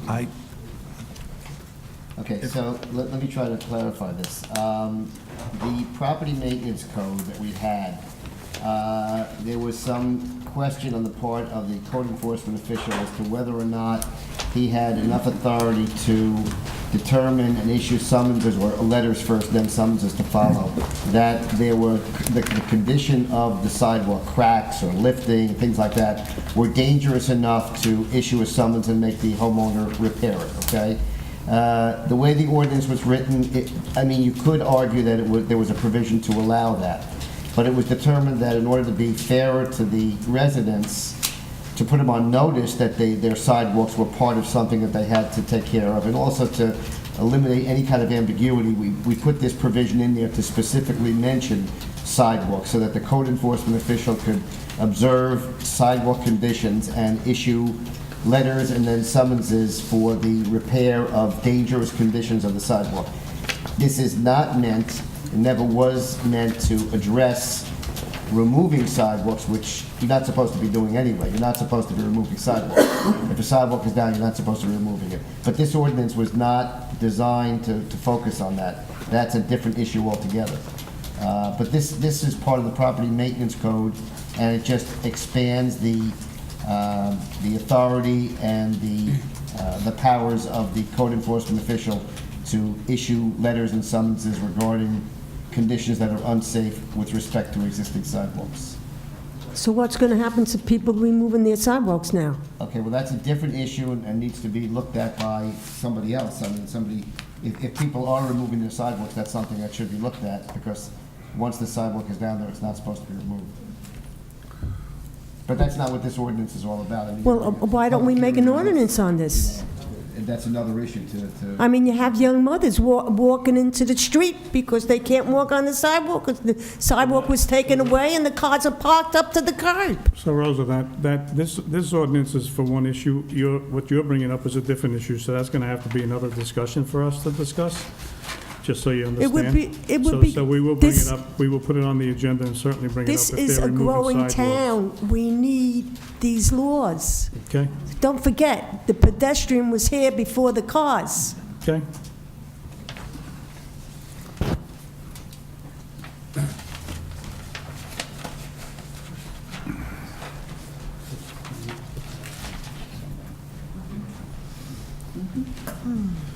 Michael DeSena, 347 Beach Street, Washington Township. Mr. Pollard, the planning board has the only, I believe under state law, is the only person that could legally allow you to remove your sidewalks at your home, if I'm not mistaken. That may very well be. I believe that is the correct. May very well be. I think this ordinance, Once they're on, once they're in. once they're in, they cannot be removed unless you go in front of the planning board of the You're not township supposed to remove. Correct. Correct. When are we planning on enforcing this ordinance? Is the code enforcement officer going to be paid by the town to, or when are we going to, when is he or she, if it becomes a she one day, going to review all these sidewalks in town? Are we gonna go by voting districts like most towns do? Every quarter do a voting district, and he's gonna walk around and spray paint them and send them letters, but I know that's gonna cost extra hours for him, and who's gonna compensate him for those hours? Or is our property maintenance person, because then the ordinance is wrong, because it's not the code enforcement. So we need to make a decision here, because we've just given the code enforcement officer additional duties, which his salary is derived from permits that are issued to the township, so there's no funding for him to go do this work. So either we give the code officer some kind of stipend to do this, or else this is an ordinance that's never gonna get used, because he's not gonna walk around town on his own time, I'm sure. If Mr. Ciala does, God bless him. Okay, so I think you're missing the point a little bit in terms of who you're attributing this to. This is not something that Mr. Ciala would be doing. Well, you just said it was code enforcement. The code enforcement is Mr. Mazanick. Gary Mazany. He's the code enforcement. So if Mr. Maznick's And he is the one who we've been working with that we... So Mr. Maznick's gonna set up some kind of system for him? Mr. Maznick's gonna be responsible for issuing the letters. Now, in terms of how he implements that, whether it's gonna be where he responds to complaints for sidewalks, or, now you said something about, is he gonna go around and see every sidewalk in town? Well, that's what most towns do. I understand, but I'm just saying that's gonna be an administration type of an issue. Well, shouldn't we put that into the ordinance that, you know, on a voting map, voting district schedule, we will hit all, you know, once a year, we will do one voting district, and you will have, we don't have, there's no provisions in there for when they receive this letter, how long they have to address the sidewalk issues. It's kind of in limbo. That's not true, because it's really part of the property maintenance code, and there is a provision for... But you just said we passed this one to take it out of property maintenance because it was ambiguous. No, I said it adds to the property maintenance. It's an actual section in the property maintenance code. It's section I believe, or H or I. It's another But there's no dates there either for... Well, no, but there really is never any schedule of how to do things. But if Mr. Maznick showed up to my house today and I just kept putting it off, what enforcement powers does he have to... He issues you a letter and says that you have to resolve it in 10 days, and if you don't do it in 10 days... But the ordinance doesn't say that. Yes, it does. The whole ordinance, you're just reading one line of it. It's one section of a much larger ordinance. It is part of the property maintenance code. Okay. So So we're going to add duties to Mr. Now, I thank you for clarifying that it is Mr. Maznick. So Mr. Maznick, who's already overworked and having difficulties, we're going to add more items to his job description of now going to do sidewalk enforcement. Is this council ready to give Mr. Maznick, if he chooses to accept this responsibility, additional compensation to do this? Can I Because- just caution Okay, so- everybody not to discuss Mr. Maznick's job performance, please? Mr. Pollard brought up his name. No, I'm just cautioning that it doesn't get into Can't that. make any... So I'm not making any derogatory remarks No, against no, Mr. no, no, Maznick, I so- wasn't saying you did, Mr. Okay. DeSena. I'm just suggesting that the council not I get just think into you're it. giving him a big responsibility on top of his already No, duties. actually not, no. The point of this ordinance is not to give him more responsibility. It's to give him more authority to exercise that responsibility which he already had. In other words, he had the authority under a different section. I understand that. To say that the sidewalk was in a condition where work had to be done. But we could pass an ordinance that says the moon is purple, and people just have to believe it's purple. But Mr. Maznick, either we give him the ability to walk around town and get these sidewalks fixed, or we don't. And this ordinance, to me, is not getting that done. Either we pass this ordinance and we do what Rose wants, is get the sidewalks fixed that are damaged. It becomes, just so you understand, without getting into it, it's going to become an issue down to a job description, and it's going to come down to a budget, and it's going to come down to how the budget fits in the job description, without getting into detail, but Correct. That's all I wanted to clarify, because this ordinance is not doing So that. it's going to be a job description, and it's going to be a budget related to it, or no budget related to it. Because either we take it out of town to be proactive and get these sidewalks fixed, Right. or we just let them sit there, or does it be, But because if you wait till, if you make it part of the CCO, it just slows down closings on homes, which you don't want to do either. you don't want them to wait that long. So some towns do it that way, which I don't think is a great thing, because it slows down the closing, getting your sidewalks fixed at the last minute. So if we be proactive, like a lot of other towns surrounding us do, and do it by voting districts, say, in 2017, we're gonna do District 1, 2018, we'll do District 2, and everybody knows, hey, next year they're gonna come look at my sidewalks, and a lot of people take it on themselves to fix them before he or she goes out there and does it. That's all I'm asking. Okay, Thank you. thank you. Is there anybody else?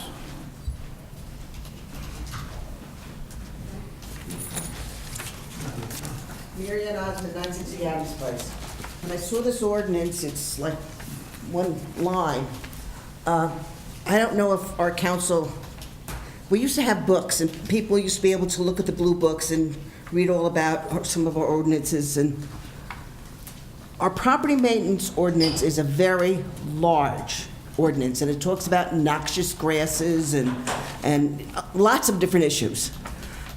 I would ask the council in the new year if they would please just look at that property maintenance ordinance, and maybe it can be improved, because there are many things in that ordinance which I think are out of date and maybe need to be updated. It's a very hard ordinance. At one time, I knew almost the entire ordinance.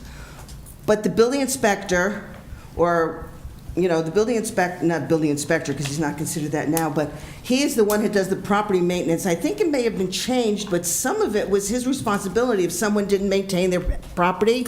It was John Ciala who used to go out. Is that not right? Did that change, Ken? He has a different responsibility in terms of a dangerous condition of a structure, things of that nature. But as far as property maintenance in terms of the grass being cut or Well, it used to be John. No, this is you were here. We created the position of code enforcement. All right, the code enforcement, he is the only one who does, Because okay. the problem was that John didn't have enough Right, no, hours to yes, actually you're do right. that. So No, you're right. we created the code enforcement official, and the code enforcement official not only has the property maintenance code, he's got about, 10, 15 chapters that he enforces. But what I was trying to say to Mr. DeSena, again, was that this just was amplifying his powers. He probably had these powers under the existing ordinance, but it really wasn't all that clear, and it really didn't put people on notice that sidewalks are covered. This actually does. That's the purpose of it all. But I wish that the council would actually look at that property maintenance. It's still a very large, Yeah, well, it's supposed to be large for the simple reason that it addresses a lot of situations. Right. I can tell you, if you were at my office, and you would know how many calls I get about property maintenance. Oh, I'm and sure. Whether it's trees or it's sidewalks. Jim Tucker used to do it all the time, too. Exactly, Mr. Tucker before him. So, Jim Tucker, who was the original code enforcement that we had. It's exploding. There are a lot of property maintenance issues. Right, well, I was just, Frankly, it's better, I think, to have a more expansive one, to give the code enforcement official more authority to address situations, because believe me, you can't envision. Okay, Mr. Pollard said it, make it larger then. Instead of making it smaller, we resolved the whole issue. Mr. Pollard said, please look at the ordinance. I think it's very important. I think I'm not sure if everybody's had that chance. In codification? Yeah. Thank you. Is there anybody else? Yes, Julie.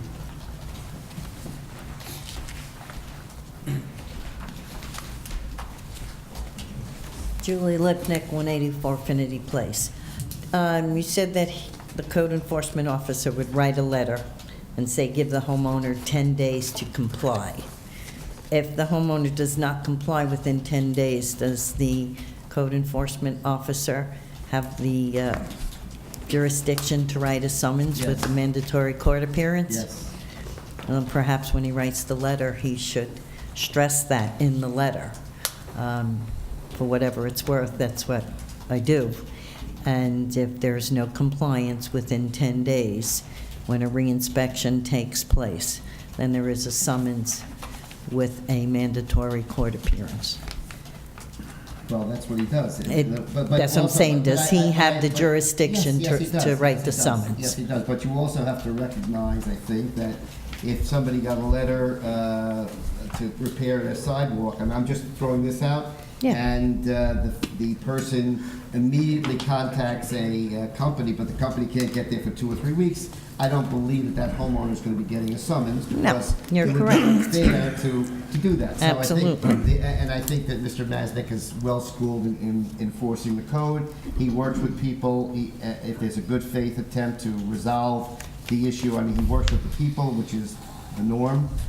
If somebody's, recalcitrant and won't do it, then they'll issue the summons. Do his letters go out certified? I believe they do, yes. Okay, because Yes. it is a good idea to Yes, they put do. from date of Yeah. receipt. That gives you, and of course, you're right, there is always a variable, whether the contractor can, Right. but it would be up to the homeowner then to notify the code enforcement officer as to when it would take place. Just a suggestion. Thank you. Anybody else? I see no hands. Motion to close. So moved. Second. Councilman Calamari? Yes. Councilman Casio? Yes. Councilman Sears? Yes. Councilman Oman? Yes. Council President Bruno? Yes. Motion to adopt ordinance number 17-20 at second reading by title. Motion, please. So move. Second. Councilman Calamari? Yes. Councilman Casio? Yes. Councilman Sears? Yes. Councilman Oman? Yes. Council President Bruno? Yes. Ordinance number 17-21, an ordinance amending the firehouse parking lot regulations. Resolution number 17-335, authorizing second reading and opening a public hearing for ordinance 17-21. So moved. Second.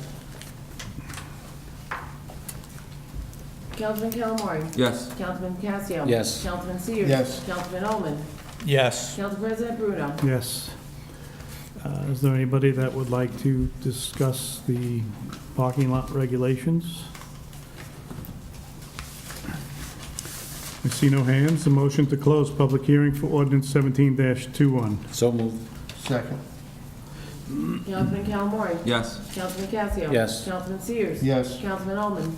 Yes. Council President Bruno? Yes. Motion to adopt 17-21 at second reading by title. Motion? So moved. Second. Before we, Councilman Calamari? I'm sorry, before we read it, before we take Yep. Go ahead.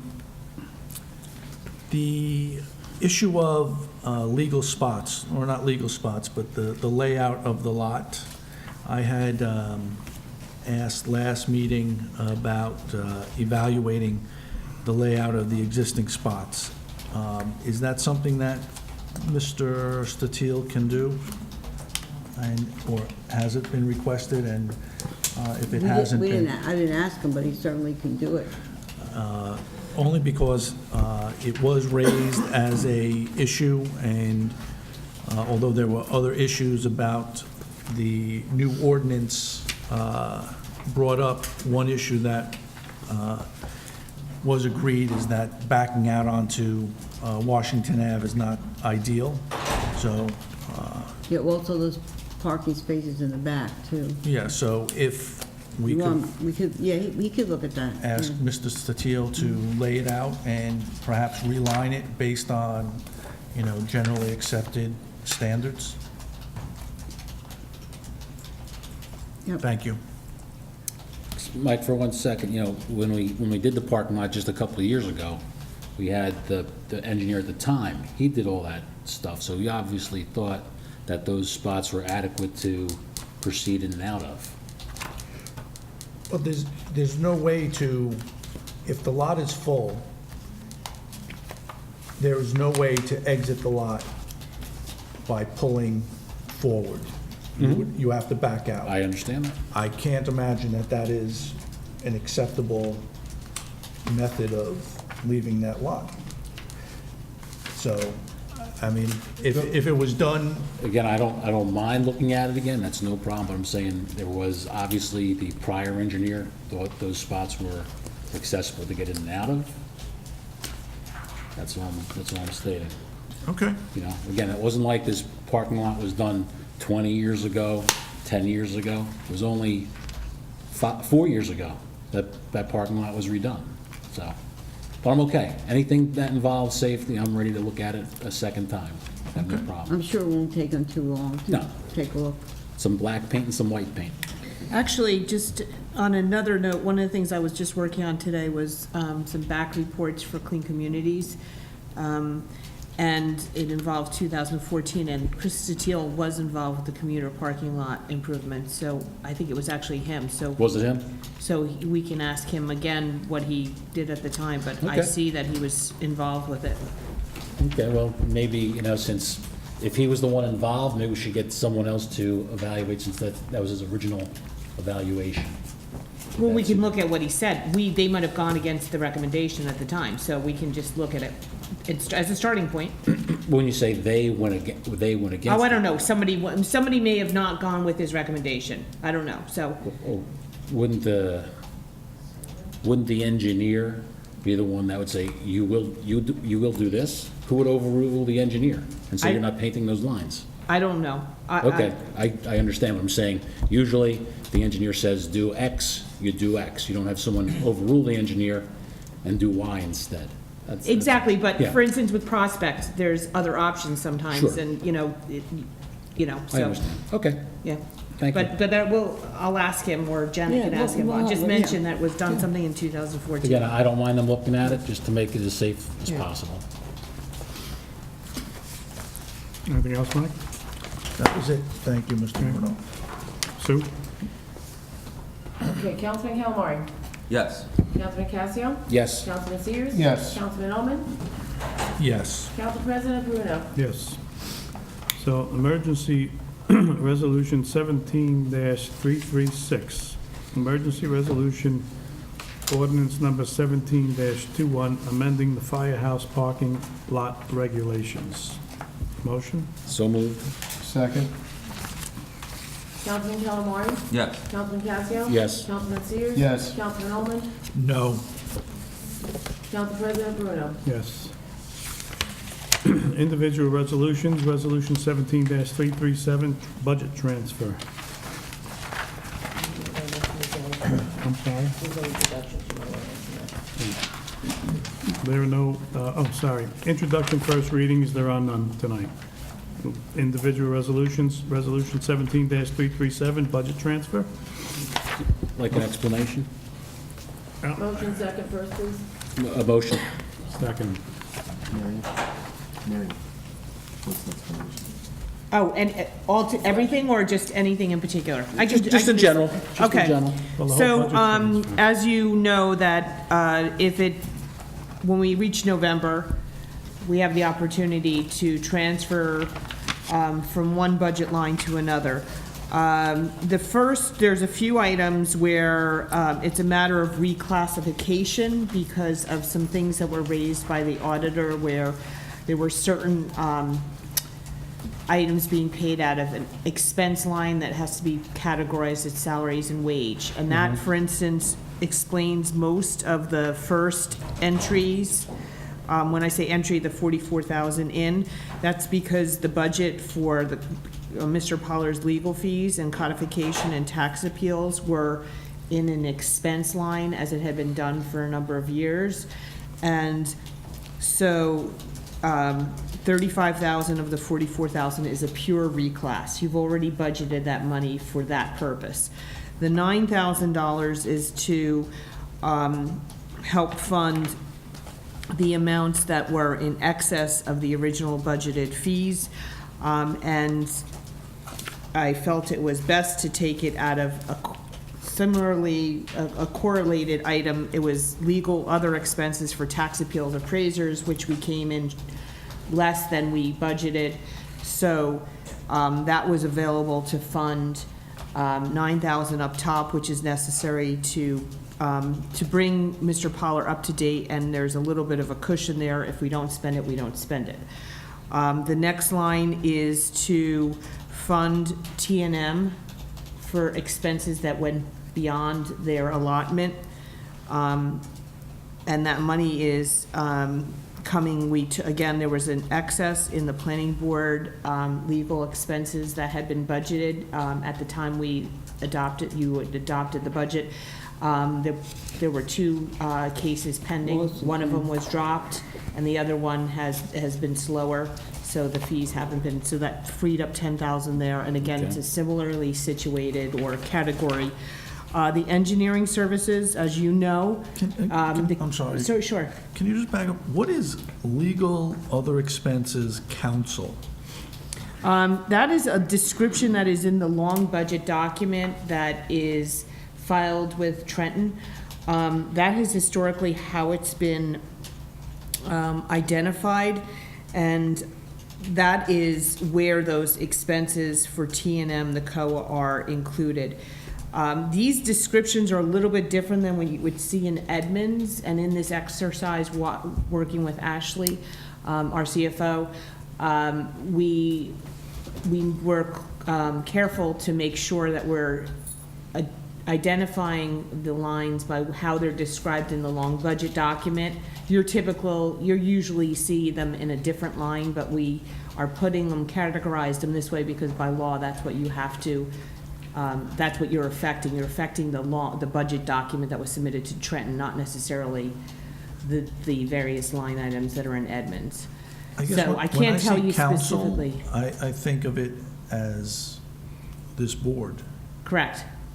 So is T&M being paid out of council's professional services? What went into the budget line, yes. It was, Michael, that was that catch-all line for the 25,000. There was 25,000 for COA, for T&M, 25,000 for Mr. Pollard for T&M, and there was $25,000 for the court-appointed special master for T&M, and there was a 25,000 catch-all. This is that catch-all because they've already exceeded the 25,000. We're already into the next amount of money for them, and we're not even, there's probably gonna be another transfer for that too.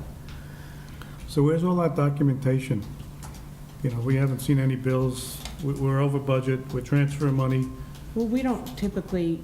Well, I typically would like to see, again, we're transferring $44,000, we're transferring $10,000. Well, wait a second, the $44,000, out of the $44,000, $35,000 is just a reclassification from an other expense to a salary and wage, and that's to address Mr. May's audit comment about how Mr. Pollard's pay cannot be charged to an expense line.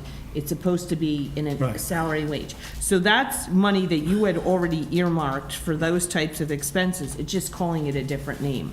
Right. The 9,000. Can I interrupt you for a minute? Sure. So when we had our audit, I had asked this question, whether or not this was going to be an issue for us, because in our last audit on the financial statements, we have, I think it's a $28,000 deferred charge sitting on the balance sheet that now has to be brought back into the income statement, or an amount that has to be funded in our 2018 budget. And I brought this up previously in another meeting because of the salary versus the professional fees and how May Associates reclassified it. So now, and I had asked this question, whether or not we were properly recording this, and I think the answer was, well, somebody had to talk to the state or send a letter to the state. I'm not sure what it was. So now we're moving this money, and yet we still have another $25,000 or $28,000 in a deferred charge sitting on the balance sheet that also needs to be taken into expense next year. So I don't understand how all this plays into it. Well, that item you'll have to talk about with your CFO, or I can. I mean, Ms. Maroney is aware of that, and she will be handling this. This was designed to correct the current year situation. She had crafted a transfer resolution to address this and only this, and talking with her, I said, well, there's a few others that we have to, that are short in funding, so that's how the other ones came onto the document. So not to put you off, Bob, but that is something that is completely out of my arena, and that's something that the CFO would handle. So we are overfunded in this account, is that correct, by $9,000? We're not overfunded, no. I mean, we've overspent.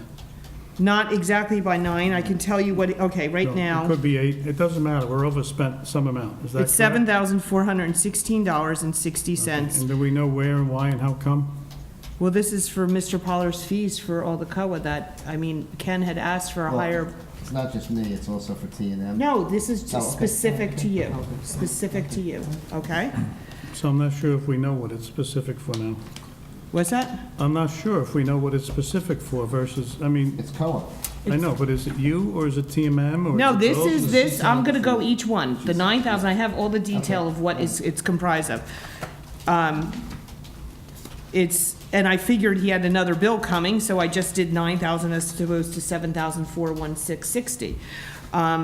So I have that. For the T&M, we have, they are currently owed on bills they've submitted $15,336. There's available $11,094 and known to be short $4,242.77. And those bills were only through September 30th. And So that's the 10,000? that's the 10,000. So T, so it's just, so T&M is over how much right now? 4,500 in round numbers, you just said? 11, 15, and then you said there's another 4? Yeah, So T&M is over 4, and we still have more bills coming from them? yes. How much more? I don't know. Well, where's that gonna go? Where are we getting that from? Well, part of it, there's gonna be, we're only gonna tap into 4,004 out of the 10, and then hopefully we'll have enough. And if it comes that the 10 is expended, then I'll ask you, we'll figure out another plan. So why aren't we moving what we, you know, this came up the last time, and we suggested we move what we needed to spend versus cushions, because we lose track of cushions. Well, but then that makes a lot of work for the administration and the finance office. To And what? But it doesn't mean we can To do a spend it. transfer? What's the work? Yes, Bob. What? To do the analysis again, as opposed to hold up bills. I mean, otherwise, it's just sitting, I mean, so then at the end of the day, if you don't spend it, it goes, it's in excess sitting in the other expenses line as opposed to the planning board other line. Well, I mean, quite honestly, my background and experience is, you know, I'm not going to budget something unless I know what the bills are and what we're spending. So that's, you know how I feel about it. I've been here for 2 years saying the same thing. So, again, we're putting money in, we need 4,000, we're over 9,000, we're not over 9,000. So I think we need a full analysis again. Well, You know, okay. and if it creates work, that's what we need people for. We have a CFO who works 3 hours a week. We need people to help us. No, So- she does, she works more than that. She Okay. works more than So that. then- Let's not get into that right now. I will go upstairs and change these numbers to the,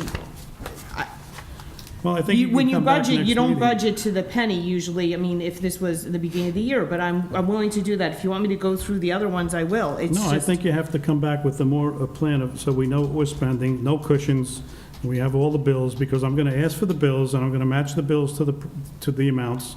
So I would suggest that, you know, you come back, we put this off, you come back next meeting with all the bills that are gonna tie into the amounts, so that I don't have any questions, because it's an issue when we start transferring money, and, you know, we say it's gonna be a lot of work for somebody to analyze it. no, it's not it's, okay. So that's just me. That's my opinion. I don't know if you gentlemen have any opinion or have Well, a... I'd like, I'll go through the rest of them. The engineering services, I was just about to say that, as you know, there's been a big push from council administration to get a lot of projects underway that were not originally contemplated to address certain issues. The Prospect Sewer became a bigger issue than anticipated, and certain other things, and all the various projects. So there was also a shortage in the engineering, and I can get you the detail, but again, some of the work that Mr. Statiel has done is in the way of a grant writer, and there was never a grant writer hired, so it seemed like a very logical place to take $6,000 and fund that. The next one is a dollar-for-dollar reclass. This was sewer expense. We have a sewer operator that we're required to have by law. His wages were budgeted as a salary and wage. It's kind of the flip of how Mr. Pollard's was done, and it's supposed to be an expense. So that item is just that switch. He doesn't get paid till later, that could wait if need be. The health salary and wage is a shortfall for our registrar and deputy, and, well, she's not deputy registrar, but our Board of Health secretary, and it's coming out of the animal control, which is a health-related expense. It's only $451. That's the projection through the end of the year. The DCRP pension is underfunded, and it's a rounded number. It's based on the fact that one of our new hires is in DCRP, the former employee was in the PERS, and just wasn't contemplated when the budget was adopted. So, I don't know how you want to handle it. Can you let us also know of Mr. Statiel's engineering fees? How much of the engineering fees we would charge for him to be involved in the Memorial Field Committee? Because I know he attended several meetings and he did some sketches and drawings, and I'm not really sure, but can you let us know how much he billed us for that? Yes. Thank you. So I don't know what we're going to do. I would like, and Ms. Maroney had done the same thing as me. It wasn't a to the penny transfer when she drafted it. It's just a little bit, again, it's not playing fast and loose. It's just to try to enable bills to be processed on a timely basis and not have to wait for a council meeting.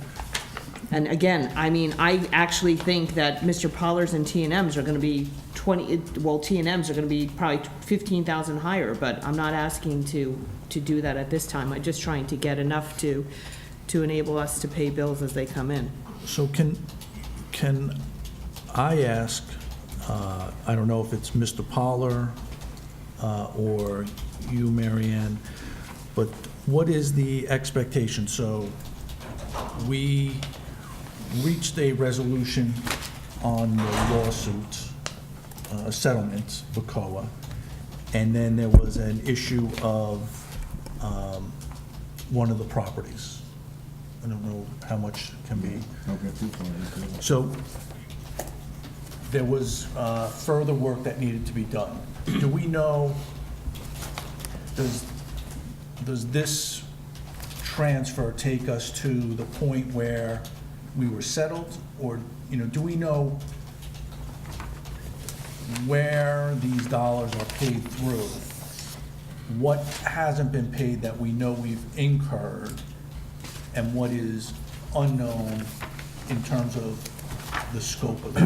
Okay, so, part of it, I think I really have to talk to you in closed session about, but, Okay. but I can say that the vouchers that were put in shows the date that the services were rendered to, and it is a little bit fluid because they're related, the settlement and what had to be implemented for the total settlement that we had versus what's happening with the new events. There's a merging of that, okay? And so there's been some work done on that, I'm sure. I know on my end there has been, and I believe on T&M as well. And I'm sure for the court master there has been as well. So if you get the vouchers, you're gonna see what date it goes through. But there's no way to cut off and say, this is where the original settlement cut off, because don't forget that the other piece of property was part of the ordinances and part of what was going on, and the reports that we were getting and the events that happened thereafter. Okay. Okay. We don't contemplate going to closed session today? I didn't. I certainly can go into closed session and bring you up to date, and give you a further explanation on what's been done. If you want, I can do that. Well, so my only reason to do that, and we don't have to, it can be done offline, would be the transfer. Again, understanding there's some level of fluidity, but where does this number take us to? Okay, so approximately. Okay, well, here's the thing. The big number that she was talking about is really, that's a reclassification, and Okay. really it's just a difference of opinion between the auditor you have now and the auditor you had before, because it was perfectly fine for a lot of years, and now somebody's taking a look another way of doing it, and I'm not one for saying there's only one way of doing something or one way of looking at it. But that's just a reclassification, so I really can't tell you, you know, where in those numbers it is. All I can say to you is that there are vouchers, and the voucher will give you up to what date it is, and I'm sure Mary can give you what's been spent, you know, in terms of the budget. But I think, and I can give you more where we are in terms of the work in a closed session, Okay. if that helps. I'm not sure it helps. There's just no way to say, here's we are up to the settlement, and here is with the extra stuff. You know that. That's the problem. Understood, but Yeah. like, that work on the new issue, Right. is that complete? No, Okay, so. definitely not. So there, And we should not be paying for it anyway. so that work for the additional issue, Right. have any bills been submitted for that? I'm thinking that some have, that some do include some of that work, yes. And some possibly haven't, and then there is forward-looking Correct. additional work Correct, by the special master, by T&M, and by yourself. correct, yes, Okay. right. Yeah, there's, one of the bills I'm looking right now has work related to the issue that was raised Right. in September. So, like I said, these bills are just through September 30th. And if you want to get a sense of T&M's fees, the $25,000 was spent a long time ago. Of the additional commingled pot for Mr. Pollard and the court special master, $13,906 was expended for one T&M bill, so they're already at 39,000. And then these two other bills are 15, so their fees are already 55,000-ish. And that's only through September 30th. Well, I would, if 35 of this is a straight reclass of expected expense that, because of the audit, is being reclassed, then I personally have no problem with that. If Bob wants to look at the additional expenses over and above, and he wants to exclude that, I understand that, but I have, you know, if we were to change this and do the 35 that we know is, for lack of a better term, clear cut, you know, I would do that. I don't know if there's, you know, if anyone else has another opinion. Well, we also have pending bills from Mr. Pollard's office for $44,3580. The thing I that think you have Mr. two issues. The Ullman- one issue is a reclass. That's one, you know, it's misleading when you say transfer out, transfer in. So there is a reclass, I get that. Because we budgeted in these other fees, and it should all be in, as Mr. Paul said, in the way Lou May is looking at it. That's a reclass versus a transfer in, transfer out. Well, that's I know not what you- our CFO says. I know This you is have it. to say that. Yeah, okay. Okay, but I get it, but I think it should be spelt out a little bit, so that when we look at this down the road, we see that there was a transfer in, transfer out, and there should be an explanation to reclass into salary as per audit adjustment, so we know what we're looking at. Otherwise, it just doesn't look like it doesn't look right, is what I'm saying. I just have one point that Yeah. I guess you referred to, Mr. Ullman. Ken, the newer issue we're sort of referring to, there was a change in payer, or whatever you want to call it. So how do we know that's not reflected in the latest T&M bill? No. The work that was requested by the court master is being done by the applicant. Okay, so it's not But in... it's not in here, Okay. Stephanie, no. That's additional work having nothing to do with this. I want to clarify that, because I'm not sure if Mr. Ullman was referring to that. Right. I was. I'm okay with the explanation and the transfer at this point. At this late date, maybe we can get the explanation, but I'm okay to go ahead with it. Okay? As is in its entirety? In its entirety, but, maybe Mary Ann, I know she doesn't, she's got a lot of time up in her office, maybe she can give us an explanation. No, I can give it all to you, but typically it's a division between the administration. And the mayor is very scrutinizes these bills, as do Ken and I. I'm kidding. So some of them have been previously approved and others have not, but anything that comes and is, it has to be subject to approval before it'll be paid out. I understand. Thank you. I even add up the minutes. In case they made a mistake. So I'm fine with it at this point. But if Bob needs the explanation, give Mr. Bruno the explanation. So you need a motion? I think you already seconded. Oh, did we? Okay. You're ready? Councilman Calamari? Yes. Councilman Casio? Yes. Councilman Sears? Yes. Councilman Ullman? Yes. Council President Bruno? No. Consent agenda. All the following items have been determined to have unanimous consent of the council and will be enacted in one motion.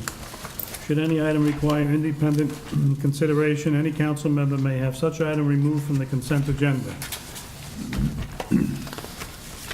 Resolution 17-338, Resolution 17-339, Resolution 17-340, Resolution 17-341, Resolution 17-342, Resolution 17-343. Any questions, gentlemen? Anybody want to remove, look at, discuss? What's 338? Municipal Alliance. It's the alcohol and drug abuse. Does that, she sponsors safety in the schools, drug rehabs in the school, programs. She does, part of the police academy.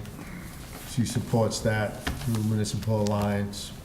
I think your question is, yes, that is the library director, and yes, she has a stipend for the position. And she does this as an extra role.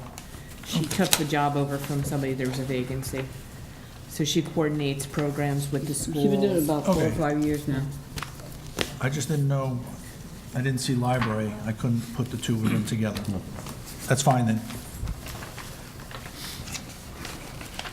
And, Do we have a motion? 1 second, Bob. Yeah, All the sorry. refunds for recreation, that's a straight refund? There's no administration taken out on that? I What's don't that? know.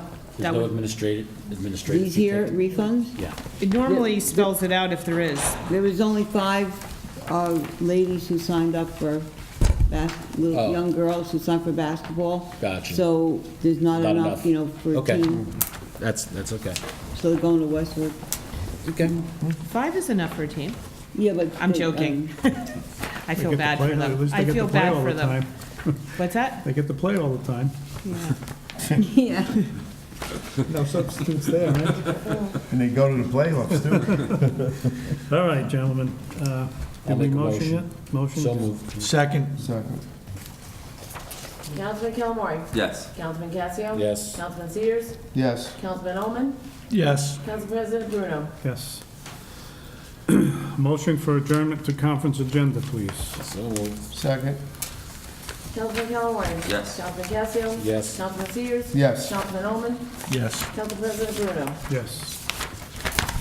We need to take a break, or can we go through it? Mary Ann? Can we go through it? I'm going to take a look. Yes, we take a break. Reason why there's a $10 Always difference. one's got a break. Oh, no. Is it Are really? we taking a break? Taking a break.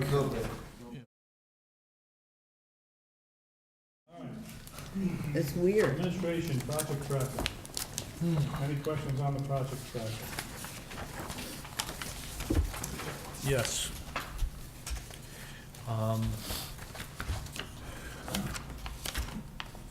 What is the status, or what do we plan on doing with the computers for the town hall? I'd have to, the mayor can answer that. Okay, well, technically, I thought this past Thursday I was gonna be able to resolve it with Mary Ann, but I forgot she had a personal day or a day off, so we'll have to get it done tomorrow. But it's only a few little things, Okay. nothing much. Well, Jenna, just to expedite things, I mean, the way we handled it, I gave to you what I recommended based I on. know, So if you want to change it, just strike stuff out. That's what I thought you would do. and Okay, but I then- wanted to discuss with you. Okay, Yeah, okay, okay. So we have a chance. I'll stay here tonight if you'd like. I have all my paperwork with me. Yeah, I have it. Okay. So we'll be done tomorrow? Or do you want to talk about it now? Yeah, No, well, not really. Okay. I do. So is, okay. I think it would be beneficial and increase productivity for all members of staff if we tried to push that forward as quickly as possible. That- Yeah, I agree. Well, tomorrow's the day, I guess. And the flooring and the painting for the police, it's scheduled for the week of the 4th or the 11th, and then the flooring can come right in after? It has to be done together, basically, because they have to take all those big cabinets and stuff out, so to put them back in and then take them out again, so it's gonna be just like piggybacked. Yeah, Bill Lawler is making those arrangements. Yeah. Mr. President? They've been trying to get rid of some stuff anyway Who's that, before Tom? this, so. Yes, The Tom. police front door, what's the status on that? I see we have 3 quotes. What's the story? No, we don't have any quotes. No That's- quotes. We've had 3 vendors. No one Well, has I'm sorry, submitted 3 quotes. vendors Nobody showed submitted a up? quote. And then the most recent one was, I said to Bill that the police doors can't wait. Can you ask them for at least a quote for that? So he's waiting on that. They were, So what happened was, we were gonna do the whole building, and the first 2 vendors didn't provide quotes for whatever reason. And the third one came out and said that he was gonna be getting it. So, I didn't have a chance to talk to Bill to see if there's any further movement on this, but I didn't receive a requisition on it. Okay, So- thank you. And this is new doors, right? No locks, just new doors? The doors with locks too, Yeah, I mean, just the whole, obviously, to replace do. the whole thing. You want locks too? Yeah. The, so the trucks, we will not, I assume we will not have the dump truck with the leaf pusher. Well, we're hoping to. What happened was, I don't know if there was resistance or what that was, but the department decided to try to get it under state contract, and was in touch with the same dealership who is selling us the police vehicle. They received a quote which on first glance didn't have any references to state contracts. I gave it to my assistant, and she promptly made some inquiries, and we're basically waiting on information back from the dealership. So if this pans out, then they'll have it sooner than later. But a lot of times these are, even though they're state contract, they have to be built, they take 60 days, so it's in the works. We do have a full fleet of vehicles, though, for leaf pushing, so. And they've all been, Did we hired a full-time employee for the DPW? No. No, we did not, because I was told the temporary employees had their hours lowered because we hired a full-time employee? No, we put them back 1 week for 29, but this week they worked 30, well, maybe even more, I don't know. I had them working Friday and Saturday. You're talking about the seasonal specifically? Yes. Yeah. Well, I'm not sure, but the mayor and I did have a conversation about what was left in that budget line for seasonals, and I think the mayor made some decisions based on that. Yeah, we're probably gonna need a transfer into it, or, We budgeted for a full-time DMF employee, which we never hired, and you can take money from those line items, right? yeah, we'll probably You eat said into you can do that. that, Yeah. right? You can move. We that. don't even have to do a transfer, we can Right. We can move overexpend it. because it's within salary and Overexpend, wages. right. All the lines that you just saw tonight were because they were not within the same Right. control. So I assume I mean, it's we can a pull from minimum the of other line, but 30,000. It's gotta be if- 30,000. If we in have that, any right? storms or something, 40,000. I've gotta be careful. Oh, I'm sure we will have storms. Bob, one second. Yes. Mary Ann, on the 2 pickup trucks we have, I noticed coming in that the tail lifts on those trucks are all rotted out. Can you have some evaluate those and see if they're gonna need replacements soon? What's right? Well, just so you know, and we haven't discussed it, but I submitted a memo to all the department heads October, I forget when in October, asking them for their current fund budget and their capital budgets. Okay. And I believe there are 2 trucks in the DMF's capital budget. Okay. I'm So- not talking about the truck, I'm talking about the lift gates on the 2 pickup trucks. Those are rotted completely out. I just noticed that coming in tonight. No, but I think those trucks are slated to be replaced. So I'll ask them about it. DMF How old are contracts? those trucks aren't that old. They're maybe 6 years old. Okay, then I'm They're not confusing old at them. So all. you're just saying just parts need to be replaced, the Yeah, backs. just evaluate those 2 lift gates, because again, they're all Lift gates. perforated through. I don't know if it's because of The other thing road is- salt or what the, I issue would is. just like to make a suggestion that I kind of, we need, in the DMF, we need a lot of work on the one vehicle that they have. They have 2 cars they use when they do different things, go out there and stuff. And one of them is a police car, an old police car that we painted. It needs a lot of work now, a lot of work. But they do need that type of vehicle because when they go, if they're called in, they can quickly put stuff in there and go out to do whatever they have to do, whether it's flooding or this or that. I don't know if you would be amenable. They always get hand-me-downs. They never get like a decent, one of those types of cars. So I was thinking of maybe if we had some funds, we could get them just like a police car, but not with a police package. So they would have enough room to put stuff in the back, load it up with cones, whatever they want to do. Talking SUV or a sedan? Like an SUV. It's an SUV, but it has a lot of room in it rather than all the extra seats. It costs about $37,000 because there's no like real extras on it. So I don't know if you'd be open to it, but I would like them to have a decent car because they have 2. And we're putting some on Gov Deal when the new police car comes in. So I don't know if we could talk about it the next meeting if you want, but I would think about it. I don't really want to put a lot of money into that one that needs all the front end work.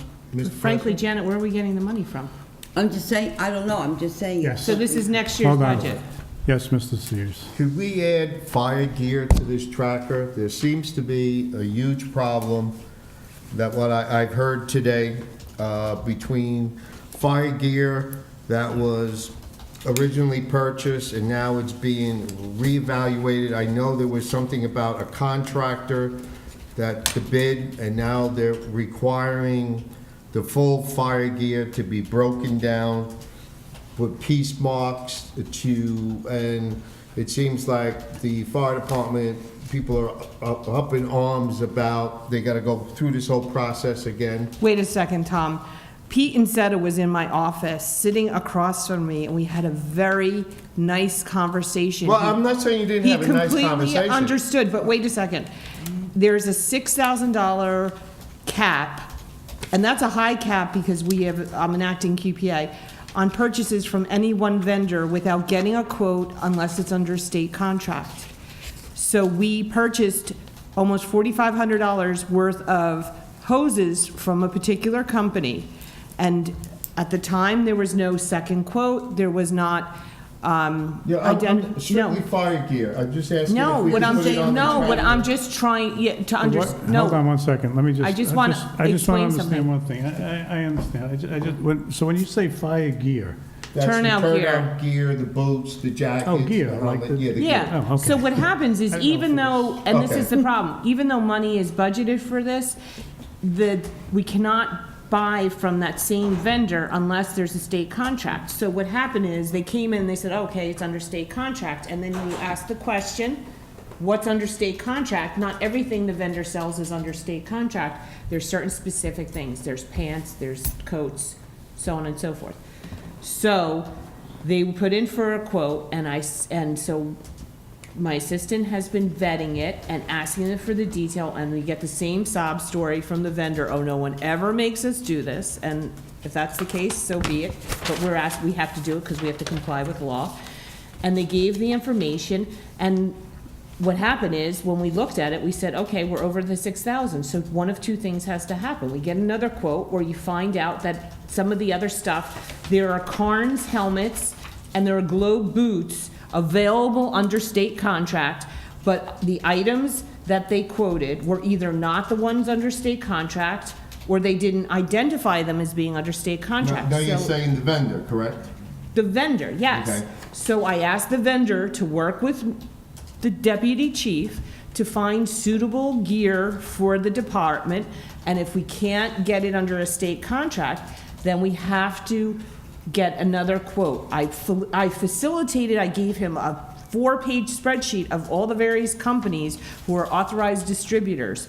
So I'm just actually taken aback by your comment that the department's up in arms, because I had a very good conversation with the deputy chief. But I'm glad they're hearing this, because these are the rules of this is the way we have to operate. And no one's trying to, deprive the department of what they need. It's just, one of the functions is that they have to, they can't buy from a favored vendor if there's not a state contract. So, let me just say something, because you brought this up a while ago, that this department really needs to have a purchasing agent to deal with all these problems. Well, and we should consider putting something in the budget to have a fire department member become the purchasing agent to deal with all this. We did that this year. Yeah. Yeah. I mean, Nobody stepped up to. I suggested that if there was an issue, because it is an awful lot of work. It is. Really is. It's a tremendous And amount in my of work. most recent purchasing class, I was with a gal who's an employee in Mawa, and one of her paid roles is the purchasing agent for the fire department. And it was interesting talking to her. She and I have had very similar experiences with our purchasing for the fire department. She had the same situation with the Tahoe from the same vendor who made the same misrepresentation that they were under a state contract. And she did the exact same thing I did. So, and I agree with you that we should have a member have X amount of dollars appropriated to deal strictly with the purchasing for the fire department. Well, And that's that would for this take the council. pressure We off the advocated chiefs and for it things. this year. We put in a budget, and, I thought maybe somebody like Pete would do it, but nobody wanted to do it. I don't remember anybody saying. We discussed it during We budget might have time. discussed it, but I haven't ever saw it come out to the members. And we spoke, I and don't remember. Bob and I budgeting. spoke to them when we met with them. I don't for the budget. remember us budgeting in person. Right. Yeah, we did. We looked- Okay, I just mentioned, thank you, All right, Mary Ann. yeah. So, the DMF contract, I know we can't talk about it, but, are We're they meeting next Monday. gonna be happy, you think, when it's done? Well, I wouldn't get into that. Oh, You would okay. think so when it's resolved, they would be, but. Okay. There was something else in here, but I don't see it, so. Okay. AED update locations, number of units, donation. Is that you, Sue? No, I was asking the mayor, did Bob Stickle get back to you with that? The No, inventory? Bob Sickle was here at our last meeting, as you probably saw him in the back, and when I went over to say hello to him, he had all these numbers on his papers, and I said, are those the things that you sold to, or gave us, or whatever, did training for? And he said, yes, and I said, I'd like to have that sheet to show, just exactly what he's donated, the training for the, teams and all that, the coaches, and what he's given to, departments here and other organizations. So he was supposed to, he said, I'll put it in a nice spreadsheet for you. I said, just give me the figures, but anyway, he hasn't done it yet, but Bernadette emails him, I think, like every day. Mr. President, I'll see Bob tomorrow, I will I was ask him gonna say, for it. but, okay, thank you, let us know. It would be good to have for us an inventory of, Prospect Street update, so I sent an email out, basically because we had to. they had asked we had what to was the make some- status, and I we had didn't to know if make- there was a status. We had to make given some to it. changes based on Mary Ann's, it couldn't say cost proposal, had to say something else. So I wrote those changes in, that was Thursday, I think, whatever. But what happened was, it was in PDF, so Satil had to change it. But did he change it? Yes, Yeah, and change I it. didn't want to correct you during your report, but I think I heard you say when the proposals are due, it's due the end of the month. But you gave me the date of November 21. I didn't give you that date. Yeah, you did. Janet, I didn't give you that date. The date in his original first draft was November 24th, and when I made the changes, I said, by the way, you may want to give yourself a little bit more time, and he did. Because I was advocating for an earlier. So can I ask a question? So what's the This date is- that's is coming this- back? is this Remember, I for- didn't like that date, so it was too Okay, late. maybe I misunderstood. November 21st is the date for the bids for the drainage. Right. Okay. For This here, is for Prospect, it's the 30th. Oh, I didn't put the thing. Okay, I'm sorry then. No, I said about the drainage for here. So is Prospect residents expecting a backflow valve? Was the last email?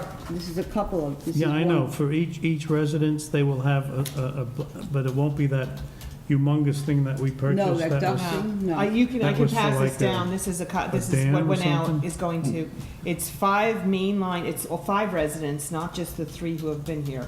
It's the 5 in the cul-de-sac. Okay. Mainline 4-inch PVC adaptive valve backflow preventers.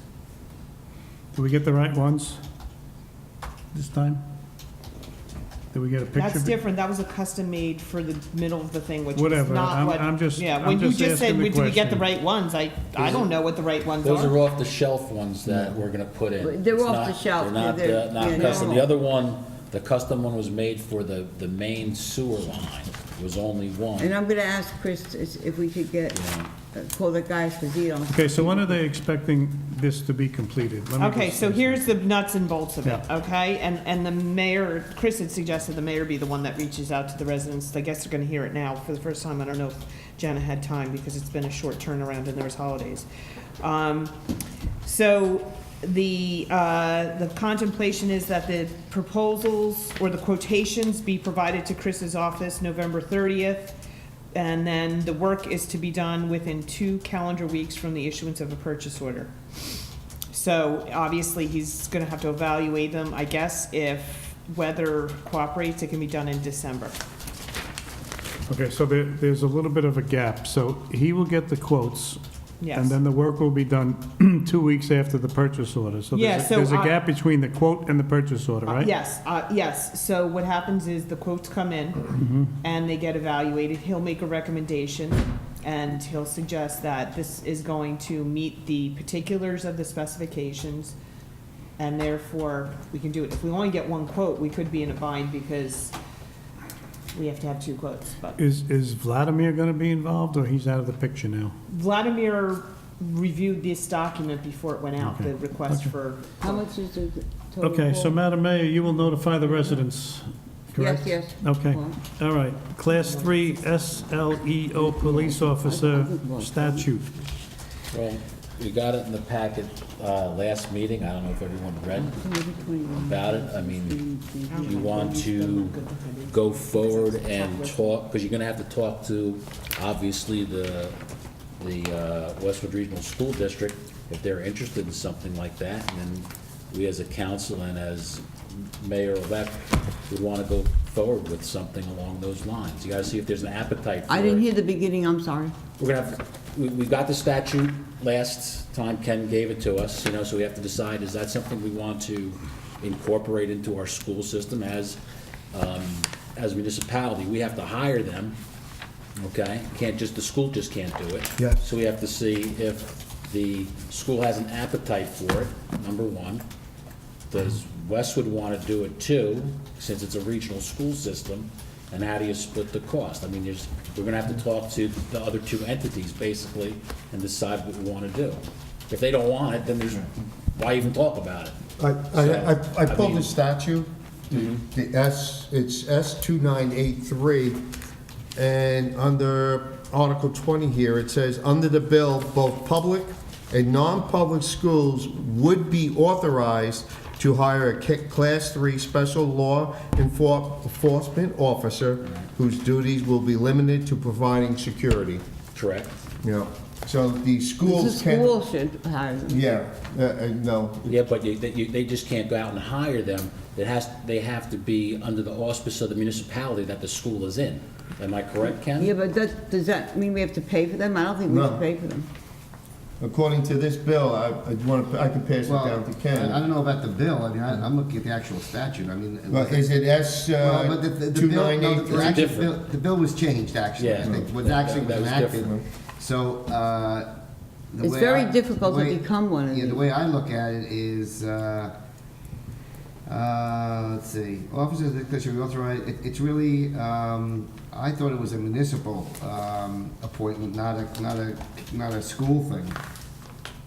Is that what we're talking about in terms of The who's SLEO. appointing this class 3 officer? I Well, mean, the- all this statute did is it added an Another- additional class. Exactly. And you're right, we have a regional school system, so from an economic point of view, you're gonna find out whether Westwood wants to do it with us. Exactly. We have the authority to appoint, but the funding becomes the issue. First of all, is the School school want it? interested, number one? That's your Right, first thing. If they're right. not interested, this is a Right. dead issue. Right. Two, if they're interested. Right. And we're interested, Westwood's part of the school system, they have to be interested. You gotta get three parties on board. Right. Again, if we talk to the school and they're not interested, why even pursue it? And I'll ask Madam Mayor and Mayor-elect if I can go and talk to the school and see if they're interested on our behalf. Based on my experience with what they did with DARE, I'll be a little leery. I don't When want to you get say into, Leary, I don't want to get into what happened with the funding between the two towns. Steve, I certainly have no problem with it, but Tom and I already have a meeting scheduled with Dr. Gonzalez, right? So I could also bring it up then. But yeah, we should find out one. All right, yeah, I'm actually gonna give him a call tomorrow. Okay, I'll fine, ask, great, Okay, and then okay. you guys can follow Great. up later on, okay? Okay, so Steve and Peter and Tom have meetings, so. Tiger Grant update. I'm still working with the congressman's office with it, his representative Jake, and we probably missed it for this year due to holidays and scheduling, so we're trying for 2018, and if we can get something going, if we can get some money back, some of our federal money back, I'd love to have it. March is the, Okay. March is the new date. Yes. East Glen Avenue, 35 mile an hour, so that's back on the agenda. And Sue, I believe, put Do we need an to, email we from need Nancy to do a yes or Dargis. no, something? Yeah, so let's just finalize this once and for all. So here's what it says. The procedure would be for the township to officially request the speed limit change via letter to the county engineer, Joe Femia. The reasons for the request should be listed. The county then requests a speed survey to be done by the county police. The 85 percentile speed is calculated by the county police. The county takes this information along with the accident data information and existing activity data with this segment and does an analysis of the roadway segment. If the analysis concludes that the limit should be changed, it is written up as an ordinance for freeholder approval. So if you gentlemen tell me, do you want to go forward, then we have to, the township, which I guess would be the mayor or the administrator, would have to first officially request a speed limit change via letter to the county engineer. That's step one. It also has to go through the police department, our police department. Okay, so whatever. So what does everybody want to do with this? So we can do it or not do it, or just put it to bed? If the once and for all? freeholders agree with it, then they pass the It's not freehold a council county decision, ordinance. it's the administration's decision if they want to change it. Okay. We really have no vote on it, and it goes to the freeholder if they find out that it's within that percentile. If they're not in the percentile, then they won't recommend Well, it do to the you, freeholder. would you, Madam Mayor or Mary Ann, officially request a speed limit change via letter? That's the question. We would, and we would also, we have to provide in that letter data from Captain Hackbarth. Okay, so you'll do that? You're We'll gonna do that? But I want to know that there's 3 votes of people who want to do this, because it's a lot of work. Yeah, but it's mostly county. You're just writing a letter. No, but we have to dig up all the accidents we've had on But that. he has that already, you said. You don't approve I know, but anything. it's still a lot of work for everybody. Yeah, but he already has the data. First of all, a resident is requesting it. Do you want to honor the resident's I mean, I would request like to do it? to hand it in and, you know, make a letter and. ask Okay, them. yes, yes, I just- Mr. Ullman.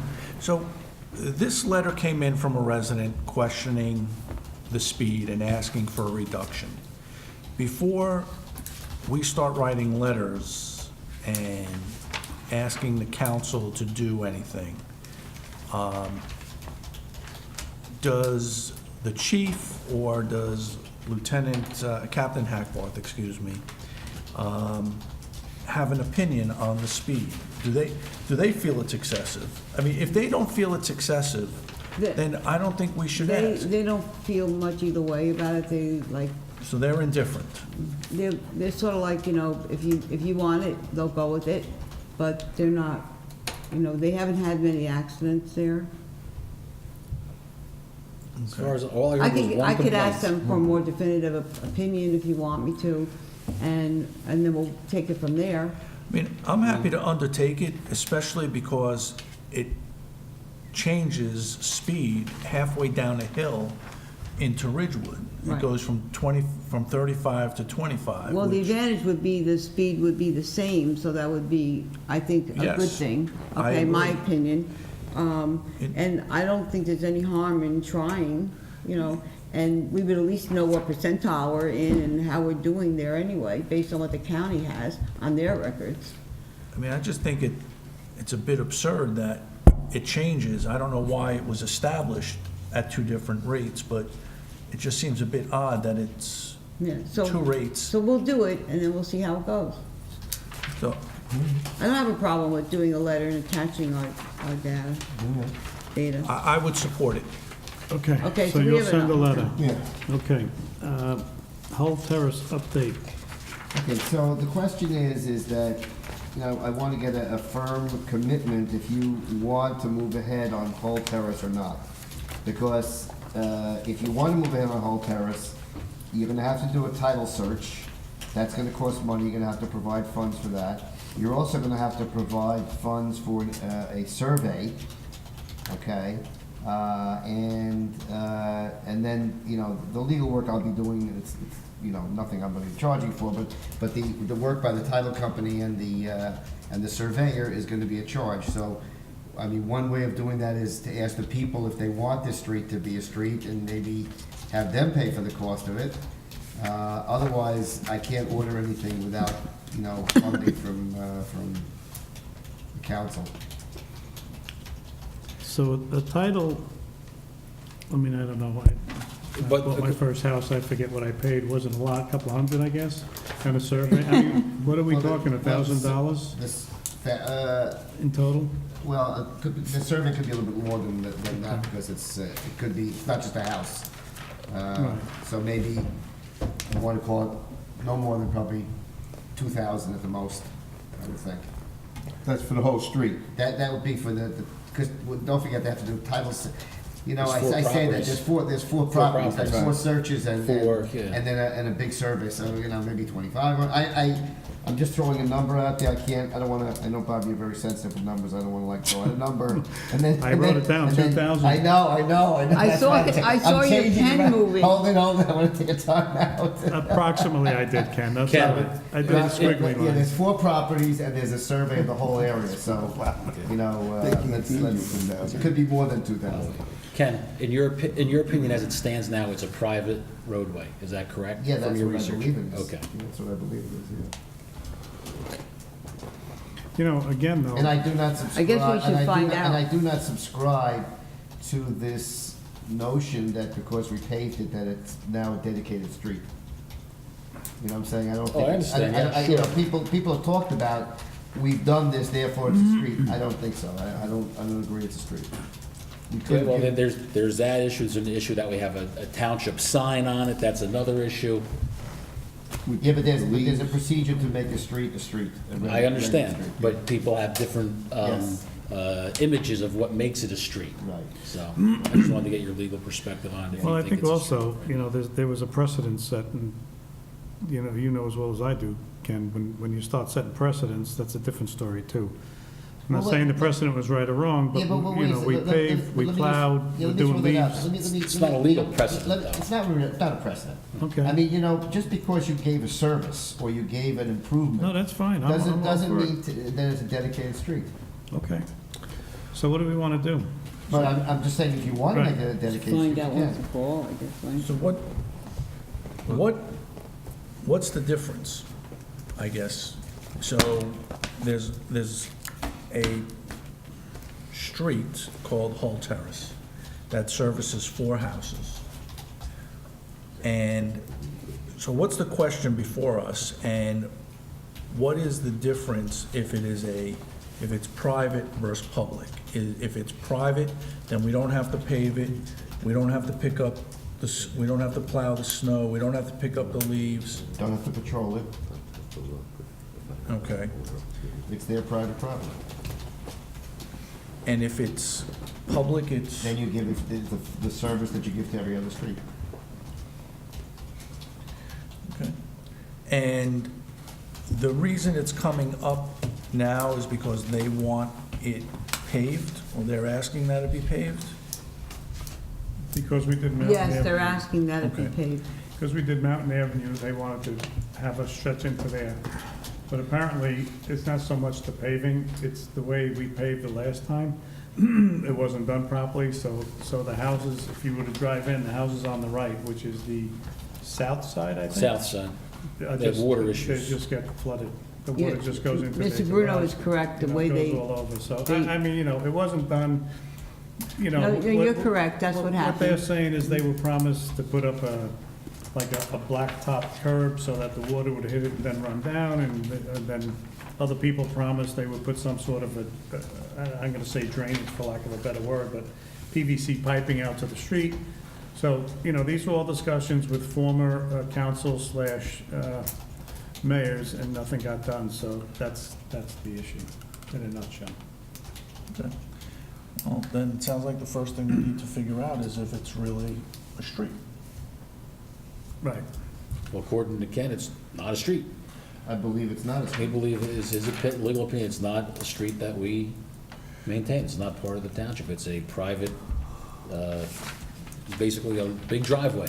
And this is from memory of having dealt with this, you know, Right. years and years ago.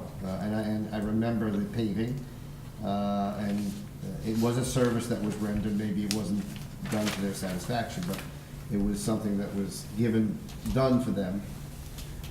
But And do you believe that doing the title search and doing the survey would resolve the issue once and for all? Well, it would certainly resolve the issue of putting you in a position to make it a dedicated street. I mean, you don't have to do the survey to find out whether it's a public street or not. You can do the title searches alone.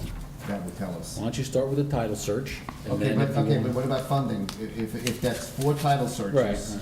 you know, there's funding, then you want the people to pay for it, or you want to pay for it? Well, we can ask. So, I mean, I'm You know, just if throwing it there- out there because Well, if there's. I don't want to throw this on poor Mary Ann's lap of coming in with a transfer.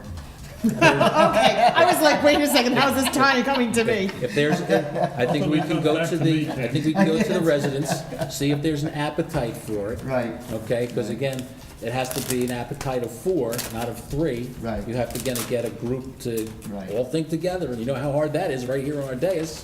It's a little Actually, difficult. And maybe ask Right. them in that conversation, Ken, for copies of their deed, so that at least is a start in the title. Last time, when it was paved, there was a lot of issues with the There was neighbors a- on this side There and were neighbors there on were a this lot of side. issues. I remember the location of things and where the driveways were, and it wasn't one of these clean situations There where actually it was easy to tell the what was very what. much- Was it unimproved before? Was it a gravel road before? I think it was a gravel road. It was a gravel road, yeah. Oh, so, well, take it out and make it back to a gravel road. But what happened was It's their street. yeah, but the people, it was a division, I remember? remember, They were and all arguing. and I think they didn't get along all that well No. either. It was All not- right, Ken, so It's not Ken, a homogeneous will you- situation. is the letter coming from you then, to the residents, or Madam Mayor, or Mary? Why don't you, Bob, why don't you just meet with them?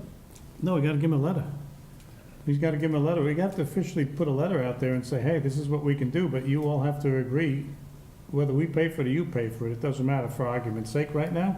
But they have to agree Well, that. I they don't, can- I would say this, I'll draft a letter for Mary Ann's signature, it should come from the town, it shouldn't come from the attorney, it should come from the administration saying, this is what is on the table, and are you interested, and the call, and I can try to call, one of the title companies and ask them about what the cost Yeah, might be. find out Why how much. would, wait. Why are you asking them if they're interested before you determine whether or not it's I believe it's not a street, I'm pretty sure it's not a street. okay, but I thought the title was to answer that for sure. Well, it's going to answer it for sure, but. So what are you Why don't we proposing? start Yeah, there? if they want it to become a street, in other words. Well, they all have to agree that they They all want it have to become a they street. all have If to they- be- if Well, they why all don't vote- find out if it is a street? Wait. If they don't agree that they want it to become a street, I think you do nothing. Right, then you have a different issue. Just forget about it. You have a Just forget different about issue. Okay, so you'll draft a letter, give it to I'll Mary, draft and a Mary will letter send it to the for you to residents. sign. Okay. All right? You're the director of law, but okay. All right, moving on. Should come from the Bob, town. Yes. I had asked a couple meetings ago, I think, are there any other streets in town like this that we're opening up to the same thing, doing it for this one? It's a good Not that I question. know It's of. a good question. I think there was some indication on the list that Chris Steele did, the inventory of streets. This was at one point on one of them and all of a sudden fell off. It was no longer Who, which one? Hull. Hull And is it on, was- there by was- the way, Hull is on that thing that he did with the professional, came in and ranked each road. Hull Terrace is on there. In one year it was private and then all of a sudden it wasn't, and I don't know why. But I believe there may have been another one. I'm just thinking visually. I can look at that first. I'm thinking that maybe Paul Azzolino would know, because. He would know, He yeah. does know that stuff. Their tax money goes into the same pot as everybody else, right? Their tax money goes in, yeah, And I'm just asking. yeah. And second thing is, I had a separate reason to meet with some of the people on Hull Terrace recently, and as part of this improvement, if they and we go ahead with it, they'd also like a street light put at the corner of Hull and Mountain. I'm just telling you what they said. I think PSC&J does this. Another resident asked me once about getting a street light installed. The council has to approve it, I think, based on. I had said something to you. It's still on my desk. I know where it is. Okay, so we'll get a letter out and we'll see what happens, yes? All right, number 5, professionals 2018 process. Is this you, Sue? Well, I put it on because I would like to see everybody start to think of, as the mayor, as the council, incoming mayor, where you want to go for 2018. And like Ken and I spoke the other day, it's a matter of going out for RFQs or going out for just doing a pay-to-play, which would be making an appointment and getting those pay-to-play documents in. So just food for thought going forward. And what's your deadline for RFQs and pay-to-plays and all this Well, we stuff? have to talk about when reorg is gonna be, and I need to have, if you do the pay-to-play, it's gotta be in by 10 days 10 days prior before to the appointment. yeah, Wait, the- pay-to-play has to come in no matter what? Yeah, yeah. No, so it's not an alternative. Right, correct. It's a non-fair and non-open Right, as it's opposed to RFQ. Yes. So I didn't want anybody, it kind of gives it a suggestion that people are paying off to get the position. Oh, That's no, not it. No, everybody who's a professional. The name is Yeah. like kind of, And frankly, any vendor who does business for over 17.5 has to do the same paperwork, so. And RFQs will do when? Well, it depends if you wanna go that way, and then you would have to put out an ad for an RFQ. No, but when, is there a deadline for that? Well, that would have to be done in more than, at least 10 days, if not 2 weeks? Well, more than that, because you wanna review them. You go backwards, you want to do this point at the reorg, so you go backwards. How much time do you want to mull them over? And then how much time do you want to give for people to respond? So you probably need to get them out, Well, that's if you want. yeah. That's really the mayor's decision. Well, aren't there ones that are council appointed? Yes, yeah, the auditor, Yeah. and the municipal prosecutor. Mhm. No, the public defender, I'm sorry, public defender. And is the risk manager one, because I know Vic Fedini. risk manager is with- mayor with- appointed. I think that's a With mayor's pay to appointment. play. Anybody appointed, I mean, the pay to play, everybody should be getting a Right. pay to play in. I agree. That's no question about that. Anything that the council points, I want an RFQ on, myself, personally. Open it up to a large pool of applicants, and we can pick and choose who we feel is the I best think for there's the only 2 position. people. What's that? I think there's only 2 people. The If there's auditor, if we pick one, I want RFQs on the one position, or 2 positions, or whatever so it you want is. to RFQ an auditor? I want to RFQ everyone. Well, what's good about that is you also get their fee structure. Yeah, you get Renewed. competitive bids. I'm all for RFQs. Having just appointed the auditor, I don't know the benefit of doing one yearly. We certainly can, but I would think we're better off establishing how often we want to do it. I don't know if it's Hillsdale. I think they have like a 3-year cycle. Every professional position has to be RFQ'd on a 3-year basis. Well, that's a minimum for them. It's not like, okay, well, if we don't like you in year 1, I'm I not going to wait for understand that. year 3 to RFQ someone. I agree with you. I mean, we certainly can. I have no problem putting them out. It doesn't really cost us anything. It's costing us an advertisement. It costs them to send out the RFQs to the township, no matter whom it is. Okay. All right, well, I'll put it back on the agenda for the next meeting and see what other thoughts are out there. Well, let me ask the mayor-elect, do you want an RFQ for positions? I was just going to say, I understand the council does too, but this is vague. Who can give me a list of the ones that the mayor would do? I can give you a list. Okay. I'd obviously like to review the list, and I would have an answer next meeting, if not before. Okay, again, We're working backward from a clock. we're working on a time schedule. Right. We want to be able to give Yes. you the opportunity to review these Right. and say, hey, listen, Yeah. you don't want to say, well, I got 5 and it's 2 days before the reorg. Well, I don't know what to do. Yeah. That doesn't help you out. No, it doesn't help anyone. So- Right. Okay, well, if Ken gets me that list in the next day or 2 while I'm attending the league conference, I'll be happy to review it as soon as I get back. And- Okay. That'd be great. Can I, if it's not confidential, can I ask for a copy of it? Who is a mayoral, who's a council, and will it be, can you also identify, are some straight appointments and some are appointments with consent? We probably, It's actually at the meeting when we had the reorg. I was just about to say, I could go on the reorg It's all there, so you can just send And it out Bernadette tomorrow. knows all that stuff. It's all there. We went through it already, so it's already listed, so. Well, it's changed a few times. Yeah, no, I agree. Right. Okay, alarm permit fees, disabled residents. Did you send anything with this, Sue? Yeah, I gave you a copy of what the current ordinance is. This is that one gentleman keeps asking about it. See, I put it there, and you guys take a look and see what you want to do, if anything. So this, we would just have to rewrite the ordinance or to put a clause in there for I think it's just a fee permit change. fees for disabled residents? I guess he wanted no fee? Yes. And what is the definition of a disabled resident? I was just going to say that.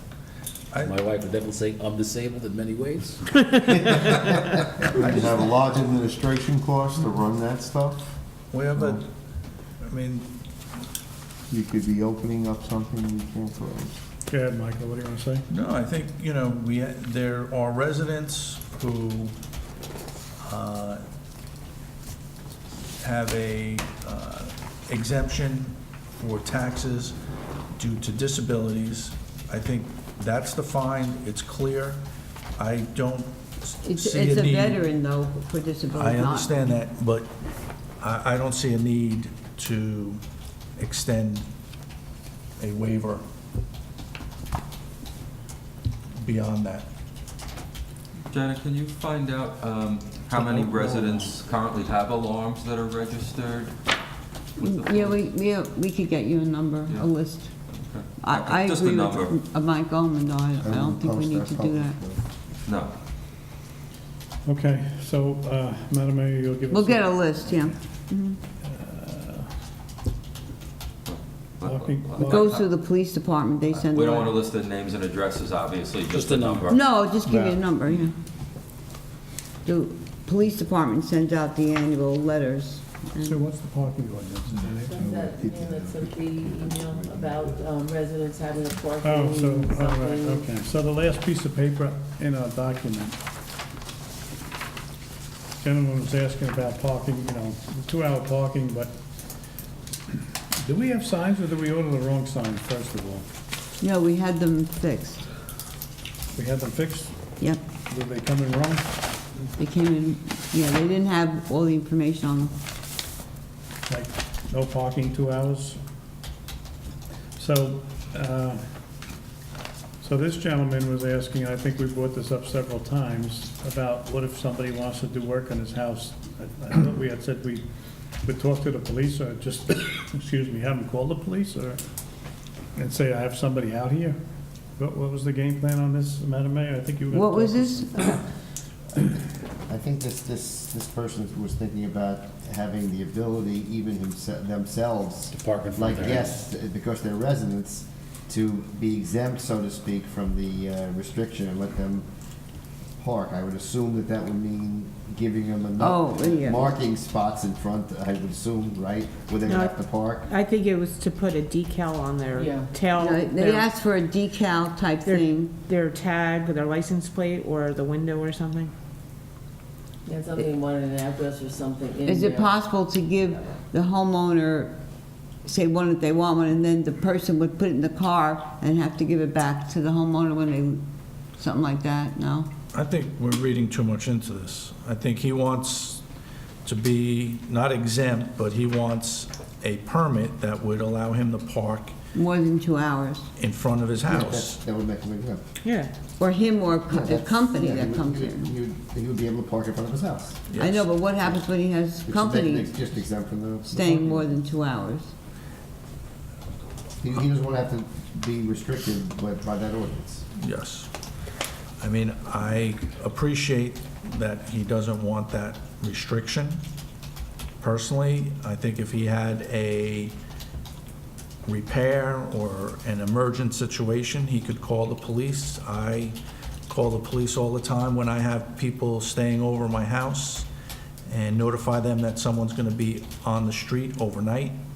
And I haven't woken up to a police, to a ticket. I mean, to me, that would be the process. So, but here's my question, is he just saying for like a repair person, or does he want to be able to, or if he's having a guest come to his house, does he want to be able to have somebody come and park there? I'm just throwing that out, and I think it I might be think his more. main objective is to have somebody that's a landscaper, repairman, Okay, that's easy. other That's Yeah, easy, but the 'cause- landscaper could be Yeah, there. that's easy, just tell the police. The landscaper could be I'm just- there. I They're thought he was working looking there. for more. Yeah. No, I think I thought it was for him. He could, well, he could be. No, he mentioned landscapers. So my He question mentioned is, landscapers and He says stuff. landscaper, repairman, family, Right. friends, et cetera. But Friends, those people obviously would, friends. anybody would know that they're there doing work, but to me, so we would be permitting a public space in front of his house for his use. Allow it, yeah. That would be, So I think that, But now we just restricted it. It was that way until we restricted it. yeah, but if we had to start doing this all, every place. well, no, we restricted his ability to What? park in front of his house, but he's asking for a dedicated spot in front of his house. No. Well, I don't think so either. I think he's looking for a permit that he can place if he's, Yeah. somewhere in, I would say, the area. You place on his car, is that what you're Yeah. saying? Yeah, Yeah, he but even can- says it's Yeah, but tied wait a to his minute. address. Yeah. So you'd put it on and they'd see that, whatever, it's like a handicap thing decal from the rearview mirror or something. So if he's permitted for, 123, and he's in front of 128, He gets a ticket. Why So- would he be in front of 123? Well, that's, 128. well, So what I'm because, saying is, we are dedicating a permanent spot in front of his house to him. Yep. No, And I don't, you think? sure. if somebody got there and say the curb, it's 3 car lengths his front yard, and somebody wanted to park there, somebody's having a bridge, bridge game, and they've all parked in front of his house, he wouldn't get to bump them. If they were gone within 2 hours, they're allowed to be there. It's not saying that he gets dibs. It just means when his car is there, he can stay over 2 hours with the thing. Well, I guess that is one way to interpret it. I don't interpret it that way. I mean, I'm not inclined to change this, but I think we should That's my just leave opinion. it the way it is right now, and, we'll see how it goes. Tell the workers to work real fast, quicker than 2 hours, so you get out of there. It's a can of worms I think we opened up with doing the restricted parking.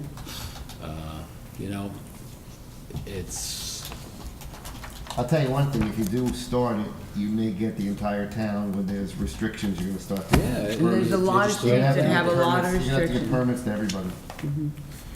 You do at least one car in most household has a sticker for the dump anyway.